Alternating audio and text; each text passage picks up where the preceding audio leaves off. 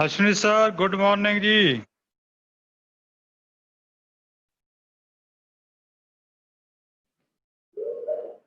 Ashwini sir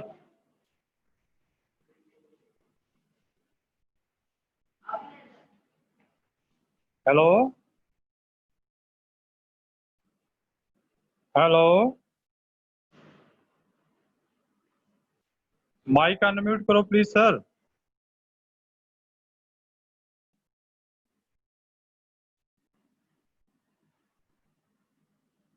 हाँ जी sir. Good morning sir. Good morning sir. Welcome sir, welcome जी। हाँ सर कर करो स्लाइड शेयर प्लीज करके देखो। रहे सर कर रहे।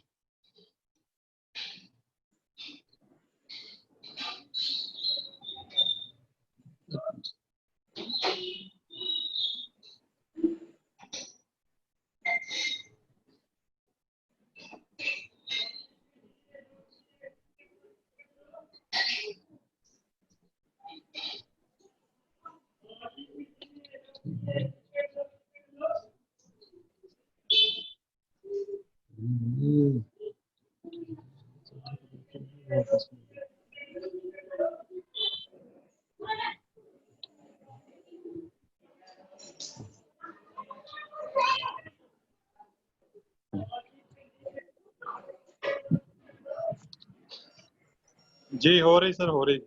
ठीक है सर।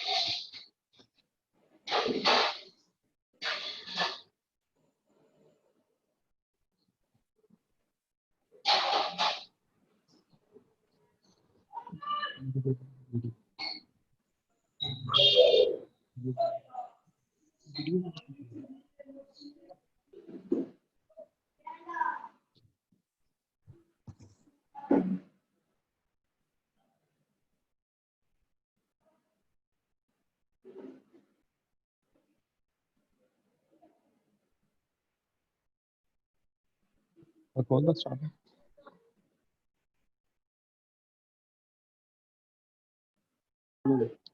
हेलो। हाँ जी सर। करिए स्टार्ट सर। एक बस देख लो तो किन्ने पार्टिसिपेंट उस हिसाब नाल कर लेना। ठीक है। बस एक आधा मिनट रुक जाओ। ठीक है सर।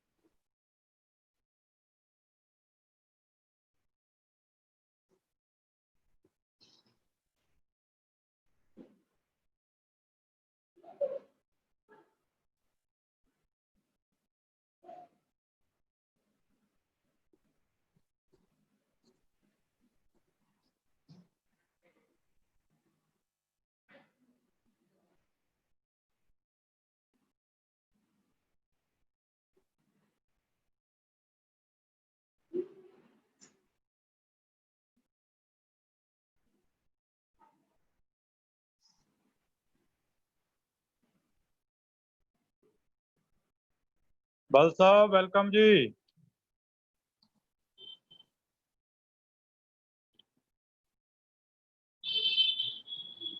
रणधीर सर। हाँ जी सत श्री अकाल सर। सत श्री अकाल जी। सत श्री अकाल जनाब तो कितना हाल चाल है जी? बहुत वधिया जी, वधिया, बहुत वधिया। हाँ जी ठीक है जी, ठीक। होर सुनाओ तुसी ठीक ठाक जी? सब कृपा जी। चलो ठीक है। अश्विनी सर प्लीज शुरू कर लो जी। सारिਆਂ ਨੂੰ ਸਤਿ ਸ੍ਰੀ ਅਕਾਲ ਜੀ। मैं Ashwini Kumar instructor government PK government ITI Gurdaspur विखे as a document civil instructor तैनात हाँ। मैं सारिਆਂ ਦਾ ਅੱਜ ਜੀ ਆਇਆਂ ਨੂੰ कहना हाँ। ਸਾਰਿਆਂ ਨੂੰ ਪਹਿਲਾਂ ਤਾਂ ਮੈਂ ਆਪਣੇ ਫਤਿਹ ਮਿਸ਼ਨ ਦੇ ਬਾਰੇ ਗੱਲ ਕਰਾਂਗਾ, ਜੋ ਕਿ ਪੰਜਾਬ ਸਰਕਾਰ ਦੁਆਰਾ ਚਲਾਇਆ ਜਾ ਰਿਹਾ ਹੈ।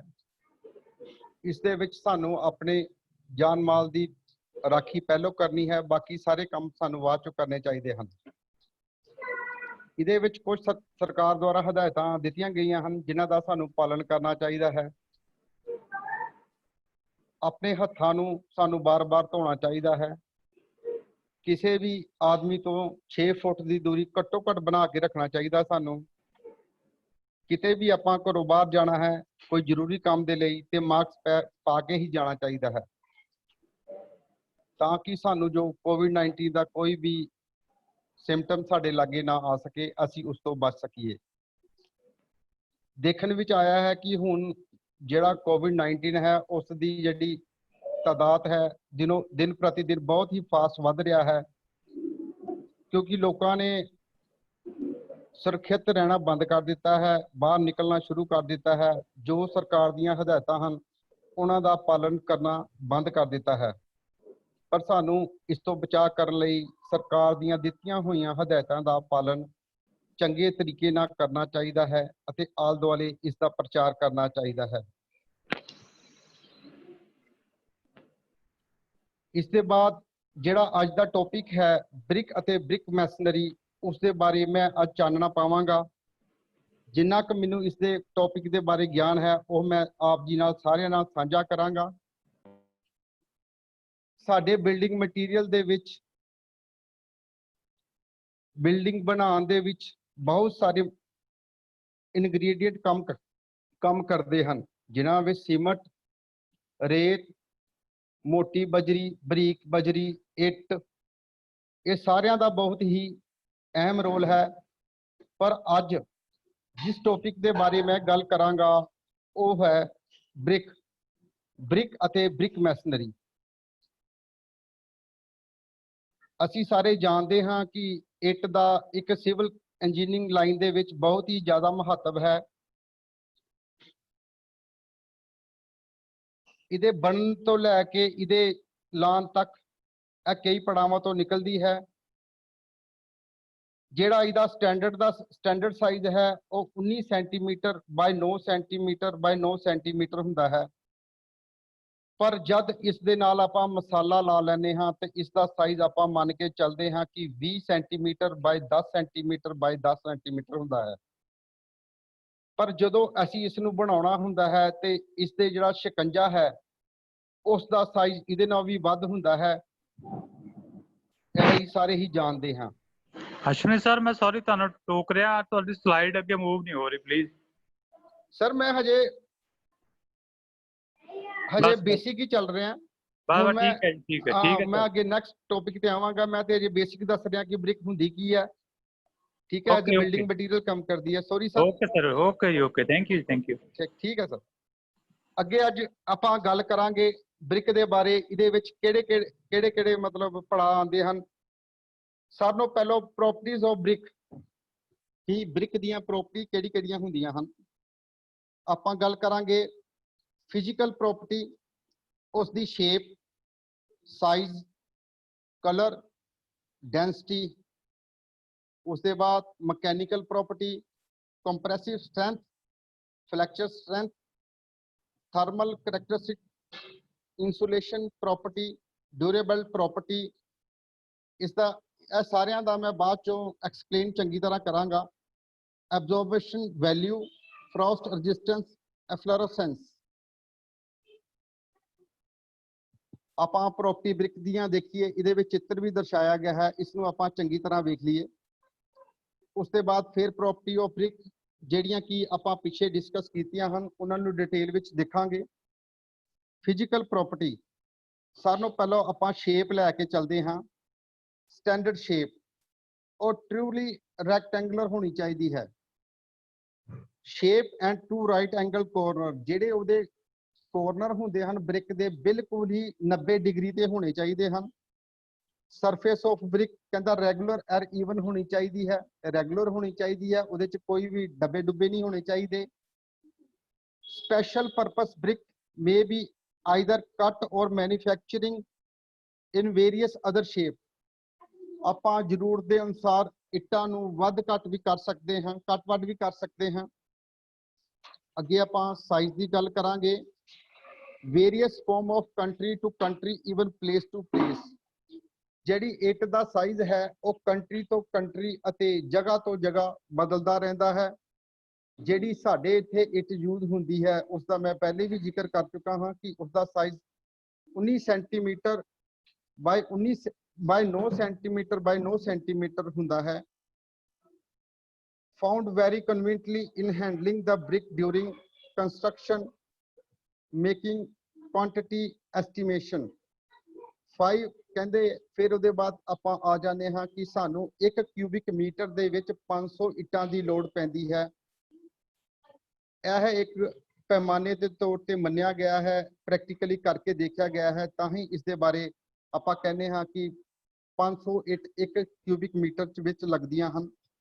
ਅੱਗੇ ਦਰਸਾਇਆ ਗਿਆ ਹੈ ਕਿ ਵੱਖ-ਵੱਖ ਦੇਸ਼ਾਂ ਵਿੱਚ ਇੱਟ ਦਾ ਸਾਈਜ਼ ਵੱਖ-ਵੱਖ ਤਰ੍ਹਾਂ ਦਾ ਹੁੰਦਾ ਹੈ, ਜੋ ਸਾਨੂੰ ਥੱਲੇ ਦੱਸਿਆ ਗਿਆ ਹੈ। ਯੂਕੇ ਵਿੱਚ 20 ਸੈਂਟੀਮੀਟਰ ਬਾਈ 9.5 ਸੈਂਟੀਮੀਟਰ ਬਾਈ 5.5 ਸੈਂਟੀਮੀਟਰ ਆਖਿਆ ਗਿਆ ਹੈ। ਅਮਰੀਕਾ ਦੇ ਵਿੱਚ 20 ਸੈਂਟੀਮੀਟਰ ਬਾਈ 10 ਸੈਂਟੀਮੀਟਰ ਬਾਈ 10 ਸੈਂਟੀਮੀਟਰ ਤੋਂ ਲੈ ਕੇ 30 ਸੈਂਟੀਮੀਟਰ ਮੰਨਿਆ ਗਿਆ ਹੈ। ਫਿਰ ਪ੍ਰੋਪਰਟੀਜ਼ ਆਫ ਬ੍ਰਿਕ ਇੱਕ ਚਿੱਤਰ ਦੇ ਵਿੱਚ ਦਰਸਾਇਆ ਗਿਆ ਹੈ। ਫਿਰ ਪ੍ਰੋਪਰਟੀ ਵਿੱਚ ਮਕੈਨੀਕਲ ਪ੍ਰੋਪਰਟੀ ਆਪਾਂ ਇੱਟਾਂ ਦੀਆਂ ਦੇਖ ਸਕਦੇ ਹਾਂ। ਕੰਪਰੈਸਿਵ ਸਟਰੈਂਥ ਆਪਾਂ ਉਸ ਨੂੰ ਕਹਿ ਦਿੰਦੇ ਹਾਂ ਕਿ ਇੱਟ ਕਿੰਨਾ ਕੁ ਭਾਰ ਚੱਲਣ ਦੇ ਕਾਬਲ ਹੈ। Most important property of brick because they are to be used in load bearing ball। ਕਹਿੰਦਾ ਕਿ ਇੱਟਾਂ ਜਿਹੜੀਆਂ ਹਨ ਲੋਡ ਬੇਰਿੰਗ ਬਾਲ ਦੇ ਰੂਪ ਵਿੱਚ ਵੀ ਇਸਤੇਮਾਲ ਕੀਤੀਆਂ ਜਾਂਦੀਆਂ ਹਨ। ਲੋਡ ਬੇਰਿੰਗ ਬਾਲ ਆਪਾਂ ਉਸ ਨੂੰ ਕਹਿੰਦੇ ਹਾਂ ਕਿ ਜਦੋਂ ਆਪਾਂ ਘਰ ਬਣਾਉਂਦੇ ਹਾਂ ਤੇ ਉਸ ਦੇ ਸਾਈਡ ਦੀਆਂ ਜਿਹੜੀਆਂ ਦੀਵਾਰਾਂ ਹੁੰਦੀਆਂ ਹਨ ਉਹ ਸਾਰੀਆਂ ਹੀ ਲੋਡ ਬੇਰਿੰਗ ਬਾਲ ਹੁੰਦੀਆਂ ਹਨ। ਜਿਸ ਤੇ ਬਿਲਡਿੰਗ ਦਾ ਭਾਰ ਆਉਂਦਾ ਹੈ ਉਸ ਨੂੰ ਆਪਾਂ ਲੋਡ ਬੇਰਿੰਗ ਬਾਲ ਕਹਿੰਦੇ ਹਾਂ। ਇਸ ਦਾ ਇਸਤੇਮਾਲ ਆਪਾਂ ਪਾਰਟੀਸ਼ਨ ਬਾਲ ਦੇ ਰੂਪ ਵਿੱਚ ਵੀ ਕਰ ਸਕਦੇ ਹਾਂ। ਜਿਸ ਤਰ੍ਹਾਂ ਆਪਾਂ ਫਰੇਮ ਸਟਰਕਚਰ ਬਣਾ ਲਿਆ ਤੇ ਕਮਰੇ ਦਾ ਸਾਈਜ਼ ਆਪਾਂ ਕਿਸ ਅਕੋਰਡਿੰਗ ਰੱਖਣਾ ਹੈ ਉਸ ਨੂੰ ਵੰਡ ਕਰਦੇ ਹਾਂ ਤੇ ਉਹ ਪਾਰਟੀਸ਼ਨ ਬਾਲ ਦੇ ਰੂਪ ਵਿੱਚ ਹੀ ਆਪਾਂ ਉਸ ਨੂੰ ਇਸਤੇਮਾਲ ਕਰਦੇ ਹਾਂ। ਜਿਹੜੀਆਂ ਬਾਥਰੂਮ 'ਚ ਦੀਵਾਰਾਂ ਲੱਗਦੀਆਂ ਹਨ ਉਸਨਾਂ ਨੂੰ ਵੀ ਆਪਾਂ ਪਾਰਟੀਸ਼ਨ ਬਾਲ ਕਹਿੰਦੇ ਹਾਂ। ਉਸ ਦੇ ਵਿੱਚ ਵੀ ਇਸ ਦਾ ਕੰਮ ਲਿੱਤਾ ਜਾਂਦਾ ਹੈ। It depend upon the composition of clay and degree of burning. ਕਹਿੰਦਾ ਕਿ ਇਹ ਡਿਪੈਂਡ ਕਰਦੀ ਹੈ ਕਿ ਇਹ ਕੰਪੋਜੀਸ਼ਨ ਕਿਸ ਤਰ੍ਹਾਂ ਦੀ ਮਿੱਟੀ ਦੀ ਬਣੀ ਹੋਈ ਹੈ। ਡਿਗਰੀ ਆਫ ਬਰਨਿੰਗ ਮਤਲਬ ਉਸ ਨੂੰ ਕਿਸ ਅੱਗ ਤੇ ਪਕਾਇਆ ਗਿਆ ਹੈ, ਇਹ ਵੀ ਇੱਕ ਬੜਾ ਵੱਡਾ ਰੋਲ ਪਲੇ ਕਰਦੀ ਹੈ। ਵੇਰੀਜ਼ ਫਰੋਮ 35 kg ਪਰ ਸੈਂਟੀਮੀਟਰ ਸਕੁਅਰ ਤੋਂ 200 ਸੈਂਟੀਮੀਟਰ kg ਪਰ ਸੈਂਟੀਮੀਟਰ ਸਕੁਅਰ ਇਸ ਦੀ ਕੰਪਰੈਸਿਵ ਸਟਰੈਂਥ ਮੰਨੀ ਗਈ ਹੈ, ਜਿਹੜੀ ਚੰਗੀ ਇੱਟ ਹੁੰਦੀ ਹੈ। ਅੱਗੇ ਆ ਜਾਂਦੀ ਹੈ flexure strength. Brick are often used in situation where bending loads are likely to be developed in building। ਕਹਿੰਦਾ ਕਿ ਜਿੱਥੇ ਬੈਂਡਿੰਗ ਲੋਡ ਵੀ ਬਿਲਡਿੰਗ ਤੇ ਪੈਂਦਾ ਹੈ ਉੱਥੇ ਵੀ ਬ੍ਰਿਕ ਦਾ ਇਸਤੇਮਾਲ ਕੀਤਾ ਜਾਂਦਾ ਹੈ। So strength is required to make transfer load. ਫਿਰ ਉਹ ਦੀਵਾਰ ਤੋਂ ਜਿਹੜਾ ਲੋਡ ਹੈ ਸਾਰੀ ਬਿਲਡਿੰਗ ਦਾ ਉਹ ਵੰਡਿਆ ਜਾਂਦਾ ਹੈ। ਫਿਰ it should note B less than ਕਹਿੰਦਾ ਉਹ 10 kg ਪਰ centimetre square for common building. ਕਹਿੰਦਾ ਉਹ ਜਿਹੜੀਆਂ ਆਮ ਬਿਲਡਿੰਗਾਂ ਹੁੰਦੀਆਂ ਹਨ ਉਸ ਦਾ ਜਿਹੜੀ ਫਲੈਕਚਰ ਸਟਰੈਂਥ ਹੈ ਉਹ 10 kg ਪਰ ਸੈਂਟੀਮੀਟਰ ਸਕੁਅਰ ਤੋਂ ਘੱਟ ਨਹੀਂ ਹੋਣੀ ਚਾਹੀਦੀ। It should be more than 20 kg ਪਰ ਸੈਂਟੀਮੀਟਰ ਸਕੁਅਰ ਹੋਣੀ ਚਾਹੀਦੀ ਹੈ ਫਾਰ ਬੈਸਟ ਗ੍ਰੇਡ ਬ੍ਰਿਕ। ਤੇ 50 ਤੋਂ 70 kg ਸੈਂਟੀਮੀਟਰ ਸਕੁਅਰ ਜਿਹੜੀ ਹੈ ਸਾਰਿਆਂ ਨਾਲੋਂ ਉੱਤਮ ਦਰਜੇ ਦੀ ਇੱਟ ਹੈ ਉਸ ਦੇ ਲਈ ਇਸਤੇਮਾਲ ਕੀਤੀ ਜਾਂਦੀ ਹੈ। ਆਪਾਂ ਫਿਰ ਚਿੱਤਰ ਵਿੱਚ ਦੇਖਾਂਗੇ ਕੰਪਰੈਸਿਵ ਸਟਰੈਂਥ ਇੱਕ ਆਪਰੇਟਸ ਹੈ, ਉਹਦੇ ਉੱਤੇ ਆਪਾਂ ਇੱਟ ਨੂੰ ਵਿੱਚ ਵਾੜ ਦਿੱਤਾ ਹੈ, ਉਹਦੇ ਉੱਤੇ ਆਪਾਂ ਲੋਡ ਅਪਲਾਈ ਕਰਦੇ ਜਾਂਦੇ ਹਾਂ, ਖਿੱਚੀ ਜਾਂਦੇ ਹਾਂ। ਜਿੱਥੇ ਉਹ ਟੁੱਟ ਜਾਂਦੀ ਹੈ, ਜਿੱਥੇ ਸਾਡੀ ਸੂਈ ਆ ਜਾਂਦੀ ਹੈ ਉਸ ਨੂੰ ਆਪਾਂ ਉਸ ਦੀ ਕੰਪਰੈਸਿਵ ਸਟਰੈਂਥ ਫਲੈਕਚਰ ਸਟਰੈਂਥ ਮੰਨ ਲੈਂਦੇ ਹਾਂ। ਅੱਗੇ ਆ ਜਾਂਦੀ ਹੈ property of bricks. Property of bricks ਜਿਹੜੀਆਂ ਹੈ ਆਈਡੀਅਲ ਬ੍ਰਿਕ ਜਿਹੜੀ ਆਮ ਬ੍ਰਿਕ ਹੁੰਦੀ ਹੈ should provided adequate insulation against heat cold and noise. ਕਹਿੰਦਾ ਜਿਹੜੀ ਆਮ ਚੰਗੀ ਇੱਟ ਹੁੰਦੀ ਹੈ ਉਹ ਸਾਨੂੰ ਅੱਗ ਤੋਂ ਬਚਾਉਂਦੀ ਹੈ, ਠੰਡ ਤੋਂ ਬਚਾਉਂਦੀ ਹੈ, ਮਤਲਬ ਸ਼ੋਰ ਤੋਂ ਵੀ ਬਚਾਉਂਦੀ ਹੈ। The heat and sound conductivity of brick greatly with their density and porosity। ਕਹਿੰਦਾ ਜਿਹੜੀ ਇੱਟ ਦੀ ਕੁਆਲਿਟੀ ਹੈ ਉਸ ਦੀ porosity ਅਤੇ ਉਸ ਦੀ density ਤੇ ਵੀ ਡਿਪੈਂਡ ਕਰਦੀ ਹੈ।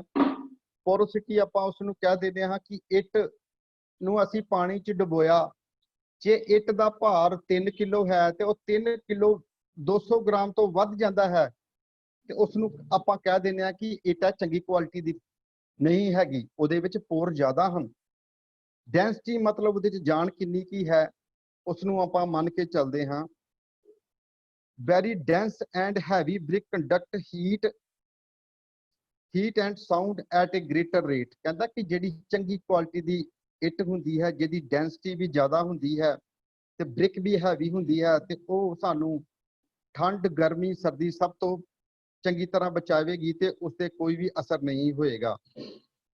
ਦੇ ਹੈਵ ਫਿਰ ਬ੍ਰਿਕ ਸ਼ੁੱਡ ਬੀ ਡਿਜ਼ਾਈਨ ਇਨ ਸੱਚ ਏ ਵੇ। ਕਹਿੰਦਾ ਬ੍ਰਿਕ ਨੂੰ ਇਸ ਤਰ੍ਹਾਂ ਡਿਜ਼ਾਈਨ ਕੀਤਾ ਜਾਂਦਾ ਹੈ, they R light, strong and give adequate insulation. ਕਹਿੰਦਾ ਉਸ ਦਾ ਭਾਰ ਵੀ ਘੱਟ ਹੋਵੇ, ਉਹ ਦੇਖਣ 'ਚ ਵੀ ਚੰਗੀ ਹੋਵੇ, ਉਹਦੀ ਇਨਸੂਲੇਸ਼ਨ ਪ੍ਰੋਪਰਟੀ ਵੀ ਚੰਗੀਆਂ ਹੋਣ, ਉਸ ਨੂੰ ਆਪਾਂ ਸਭ ਤੋਂ ਚੰਗੀ ਬ੍ਰਿਕ ਮੰਨਦੇ ਹਾਂ। ਨੈਕਸਟ ਫਿਰ ਆਪਾਂ ਪ੍ਰੋਪਰਟੀ ਆਫ ਬ੍ਰਿਕ ਦੇ ਵਿੱਚ ਦੇਖੋ ਬਿਲਡਿੰਗ ਬਣੀ ਹੈ ਉਹਦੇ ਵਿੱਚ ਕਿਸ ਤਰ੍ਹਾਂ ਦੀ ਬ੍ਰਿਕ ਸ਼ੋ ਕੀਤੀ ਗਈ ਹੈ। ਫਿਰ ਆਪਾਂ ਆ ਜਾਂਦੇ ਹਾਂ ਕਿ properties of brick, durability property, length of the time for which they remain unaltered and strong when it is construction। ਕਹਿੰਦਾ ਕਿ ਆਪਾਂ ਇੱਟ ਨੂੰ ਇਸਤੇਮਾਲ ਕੀਤਾ, ਕਾਫੀ ਸਮੇਂ ਬਾਅਦ ਇੱਟ ਦੀ ਕੋਈ ਸ਼ੇਪ ਚੇਂਜ ਨਹੀਂ ਹੋਈ, ਇੱਟ 'ਚ ਕੋਈ ਕਰੈਕ ਡਿਵੈਲਪ ਨਹੀਂ ਹੋਏ, ਜੇ ਅੱਗ ਦਾ ਪ੍ਰਕੋਪ ਆਇਆ ਤੇ ਉਸ ਇੱਟ ਨੂੰ ਕੋਈ ਵੀ ਅਸਰ ਨਹੀਂ ਹੋਇਆ ਤੇ ਆਪਾਂ ਉਸ ਨੂੰ ਕਹਿ ਦਿੰਦੇ ਹਾਂ ਕਿ ਇਹ ਇੱਟ ਬਹੁਤ ਸਟਰੋਂਗ ਹੈ। absorption value ਆਪਾਂ ਉਸ ਨੂੰ ਕਹਿੰਦੇ ਹਾਂ related to porosity of the brick। ਕਿ ਆਪਾਂ ਇੱਟ ਨੂੰ ਪਾਣੀ ਦੇ ਵਿੱਚ ਭਕੋਇਆ, ਉਹਨੂੰ ਘੱਟੋ ਘੱਟ 2.5 ਘੰਟੇ ਆਪਾਂ ਪਾਣੀ ਦੇ ਵਿੱਚ ਰੱਖਿਆ ਤੇ ਪਰ ਉਸ ਦਾ ਭਾਰ ਉਸ ਤੋਂ 20% ਤੋਂ ਵੱਧ ਨਾ ਵਧਿਆ, ਜੇ ਵੱਧ ਗਿਆ ਤੇ ਉਸ ਨੂੰ ਆਪਾਂ ਕਹਾਂਗੇ ਕਿ ਇਹ ਗੁੱਡ ਕੁਆਲਿਟੀ ਬ੍ਰਿਕ ਨਹੀਂ ਹੈ, ਇਹਨੂੰ ਸੈਕੰਡ ਕੁਆਲਿਟੀ ਜਾਂ ਥਰਡ ਕੁਆਲਿਟੀ ਬ੍ਰਿਕ ਕਹਾਂਗੇ। ਜੇ ਤੇ ਉਸ ਦਾ ਭਾਰ 20% ਤੋਂ ਨਾ ਵਧਿਆ ਜਾਂ 25% ਤੋਂ ਨਾ ਵਧਿਆ ਤੇ ਉਸ ਨੂੰ ਆਪਾਂ ਗੁੱਡ ਬ੍ਰਿਕ ਕਹਾਂਗੇ। ਟਰੂ porosity ਵੀ ਆਪਾਂ ਉਸ ਨੂੰ ਕਹਿੰਦੇ ਹਾਂ ਜਿਹੜੇ ਉਹਦੇ ਵਿੱਚ ਛੇਦ ਹੁੰਦੇ ਹਨ। It is defined as the ratio of volume of Porus of gross volume of the sample of the substance. ਇਸ ਦੇ ਬਾਰੇ ਮੈਂ ਪਹਿਲਾਂ ਵੀ ਦੱਸ ਚੁੱਕਾ ਹਾਂ ਕਿ ਜਿਹੜੇ ਇੱਟ ਵਿੱਚ ਪੋਰ ਹੁੰਦੇ ਹਨ ਉਸ ਨੂੰ ਆਪਾਂ ਟੈਸਟ ਹੁੰਦਾ ਹੈ ਅਬਜ਼ੋਰਬੇਸ਼ਨ ਟੈਸਟ, ਉਸਦੇ ਦੁਆਰਾ ਹੀ ਚੈੱਕ ਕਰ ਸਕਦੇ ਹਾਂ। ਉਸਦਾ weight ਵੱਧ ਜਾਵੇ, ਜ਼ਿਆਦਾ ਵੱਧ ਜਾਵੇ ਤੇ ਉਹ ਚੰਗੀ ਬ੍ਰਿਕ ਨਹੀਂ ਹੈ। For ordinary brick note greater then 25%। ਕਹਿੰਦਾ ਕਿ ਜਿਹੜੀ ਅਬਜ਼ੋਰਬੇਸ਼ਨ ਵੈਲਿਊ ਹੈ ਉਹ ਜਿਹੜੀ ਆਮ ਬ੍ਰਿਕ ਹੈ ਉਹਦੇ ਵਿੱਚ ਉਸਦਾ weight 25% ਤੋਂ ਵੱਧ ਨਹੀਂ ਵਧਣਾ ਚਾਹੀਦਾ ਜਦੋਂ ਅਸੀਂ ਉਸ ਨੂੰ ਪਾਣੀ ਦੇ ਵਿੱਚ ਪਕਾਉਂਦੇ ਹਾਂ। ਫਰੋਸਟ ਰੈਜ਼ਿਸਟੈਂਸ ਕਿਹਨੂੰ ਕਹਿੰਦੇ ਹਾਂ? Water on freezing expand by about 10 in volume and exert a pressure of the order of 1 kg per centimeter square। ਠੀਕ ਹੈ ਜੀ, ਅੱਗੇ ਆਪਾਂ ਚੱਲਦੇ ਹਾਂ ਪ੍ਰੋਪਰਟੀ ਆਫ ਬ੍ਰਿਕਸ। ਫਿਰ ਅੱਗੇ ਪ੍ਰੋਪਰਟੀਆਂ ਬ੍ਰਿਕ ਦੀਆਂ ਆਉਂਦੀਆਂ ਹਨ। Cold climate decay. ਕਹਿੰਦਾ ਕੋਲਡ ਕਲਾਈਮੇਟ 'ਚ ਵੀ ਜਿਹੜੀ ਬ੍ਰਿਕ ਚੰਗੀ ਰਹੇ ਉਸ ਨੂੰ ਆਪਾਂ ਸਹੀ ਕਹਾਂਗੇ। ਐਫਲੋਰੈਂਸੈਂਸ ਕਿਸ ਨੂੰ ਕਹਿੰਦੇ ਹਨ? ਆਪਾਂ ਅੱਜ ਆਮ ਤੌਰ ਦੇਖਿਆ ਹੋਣਾ ਹੈ ਕਿ ਜਦੋਂ ਵੀ ਕੋਈ ਕੰਸਟਰਕਸ਼ਨ ਹੁੰਦੀ ਹੈ ਤੇ ਉਸ ਤੋਂ ਬਾਅਦ ਕੁਝ ਸਮੇਂ ਦੇ ਬਾਅਦ ਉਹ ਇੱਟ ਵਿੱਚੋਂ ਚਿੱਟਾ ਇੱਕ ਕੈਮੀਕਲ ਜਿਹਾ ਬਾਹਰ ਨਿਕਲਦਾ ਹੈ ਉਸ ਨੂੰ ਆਪਾਂ ਅੰਗਰੇਜ਼ੀ 'ਚ ਨਾਮ ਕਹਿੰਦੇ ਹਾਂ ਐਫਲੋਰੈਂਸੈਂਸ। ਉਸ ਨੂੰ ਪੰਜਾਬੀ 'ਚ ਜਿਹੜਾ ਨਾਮ ਦਿੱਤਾ ਜਾਂਦਾ ਹੈ ਉਸ ਨੂੰ ਕਲਰ ਕਹਿੰਦੇ ਹਾਂ। Efflorescence it is the disfiguring and deteriorating the process of the brick in hot and humid climate। ਕਹਿੰਦਾ ਕਿ ਜਿਹੜੀ ਬ੍ਰਿਕ ਹੈ ਕੋਲਡ ਚਾਹੇ ਹਿਊਮਿਡ ਕਲਾਈਮੇਟ ਹੁੰਦੇ ਹਨ ਉਸ ਦੇ ਵਿੱਚ ਇੱਟ ਹੈ ਜਿਹੜੀ ਬਾਹਰ ਚਿੱਟੇ ਦੇ ਰੂਪ ਵਿੱਚ ਦਰਸਾਇਆ ਜਾਂਦਾ ਹੈ ਜਿਸ ਨੂੰ ਆਪਾਂ ਕਲਰ ਕਹਿੰਦੇ ਹਾਂ, ਉਹ ਸਾਨੂੰ ਦਿਸਦਾ ਹੈ। Brick surface get covered with white or grey coloured patches of salt. ਕਹਿੰਦਾ ਕਿ ਬ੍ਰਿਕ ਦੇ ਉੱਤੇ ਗ੍ਰੇ ਤੇ ਵਾਈਟ ਕਲਰ ਦੇ ਪੈਚਿਸ ਆ ਜਾਂਦੇ ਹਨ ਪ੍ਰੈਜ਼ੈਂਟ ਇਨ ordinary clay। ਠੀਕ ਹੈ ਜੀ, ਆਮ ਇੱਟ ਦੇ ਵਿੱਚ। When rain water penetrates salt can dissolve, ਕਹਿੰਦਾ ਕਿ ਜਦੋਂ ਉਹ ਇੱਟ ਬਾਰਿਸ਼ ਦੇ ਪਾਣੀ ਦੇ ਸੰਪਰਕ ਵਿੱਚ ਆਂਦੀ ਹੈ ਤੇ ਜਿਹੜਾ ਉਹਦੇ ਵਿੱਚ ਕੈਮੀਕਲ ਹੁੰਦਾ ਹੈ ਉਹ ਡਿਸੋਲਵ ਹੋ ਜਾਂਦਾ ਹੈ।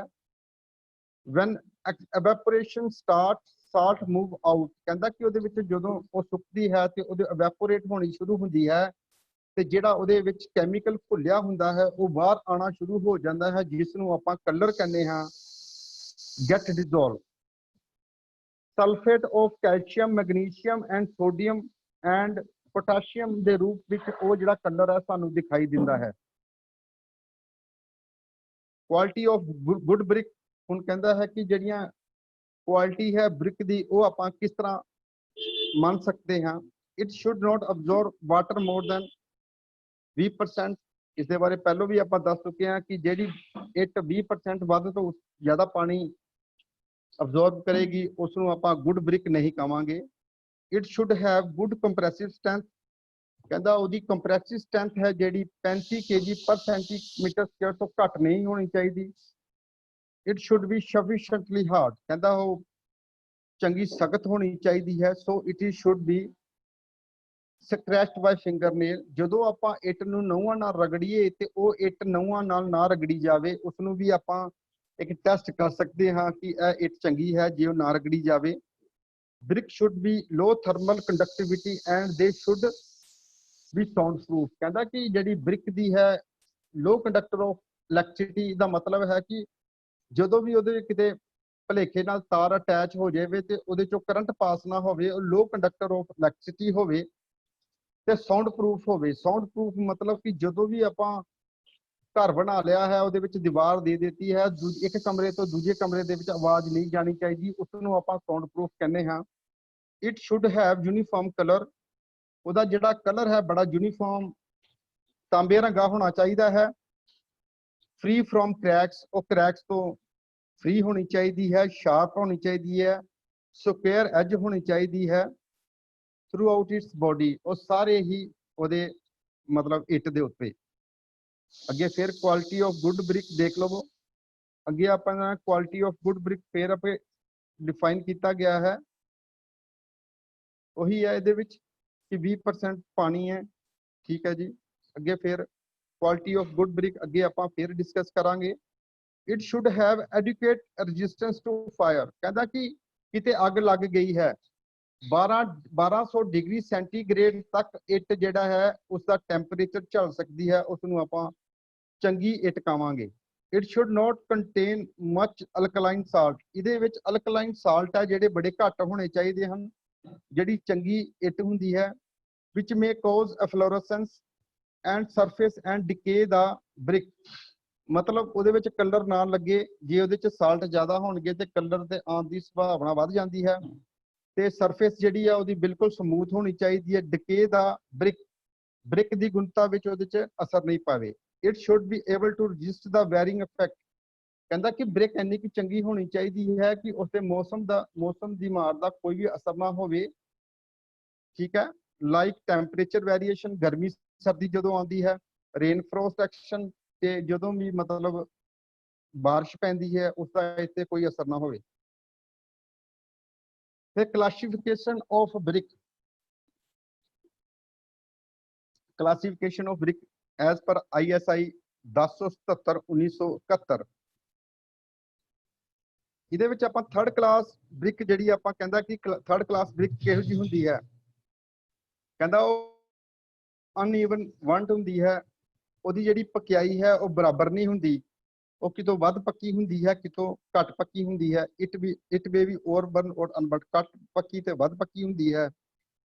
ਉਹਦਾ ਜਿਹੜਾ ਇਸਤੇਮਾਲ ਹੈ used mostly in ordinary type of construction and in dry situation, ਕਹਿੰਦਾ ਕਿ ਉਸਦਾ ਜਿਹੜਾ ਇਸਤੇਮਾਲ ਹੈ ਆਮ ਹੀ ਕੰਸਟਰਕਸ਼ਨ ਦੇ ਵਿੱਚ ਕੀਤਾ ਜਾਂਦਾ ਹੈ ਜਿੱਥੇ ਮਤਲਬ ਬਰਸਾਤ ਦਾ ਮੌਸਮ ਘੱਟ ਹੋਵੇ, ਡਰਾਈ ਕੰਡੀਸ਼ਨ ਵਿੱਚ ਹੀ ਉਸ ਨੂੰ ਇਸਤੇਮਾਲ ਕੀਤਾ ਜਾਂਦਾ ਹੈ ਤੇ ਟੈਂਪਰੇਰੀ ਬਿਲਡਿੰਗ ਦੇ ਵਿੱਚ ਇਸ ਦਾ ਇਸਤੇਮਾਲ ਕੀਤਾ ਜਾਂਦਾ ਹੈ। ਜਿਹੜੀ ਉਹਦੀ ਕੰਪਰੈਸਿਵ ਸਟਰੈਂਥ ਹੈ ਲਾਈਜ਼ ਬਿਟਵੀਨ 35 ਤੋਂ 70 kg ਪਰ ਸੈਂਟੀਮੀਟਰ। ਇਟ ਅਬਜ਼ੋਰਬੇਸ਼ਨ ਆਫਟਰ 24 ਘੰਟੇ ਦੇ ਬਾਅਦ ਉਹਦੀ ਜਿਹੜੀ ਹੈ 22 ਤੋਂ 25 ਹੋਣੀ ਚਾਹੀਦੀ ਹੈ।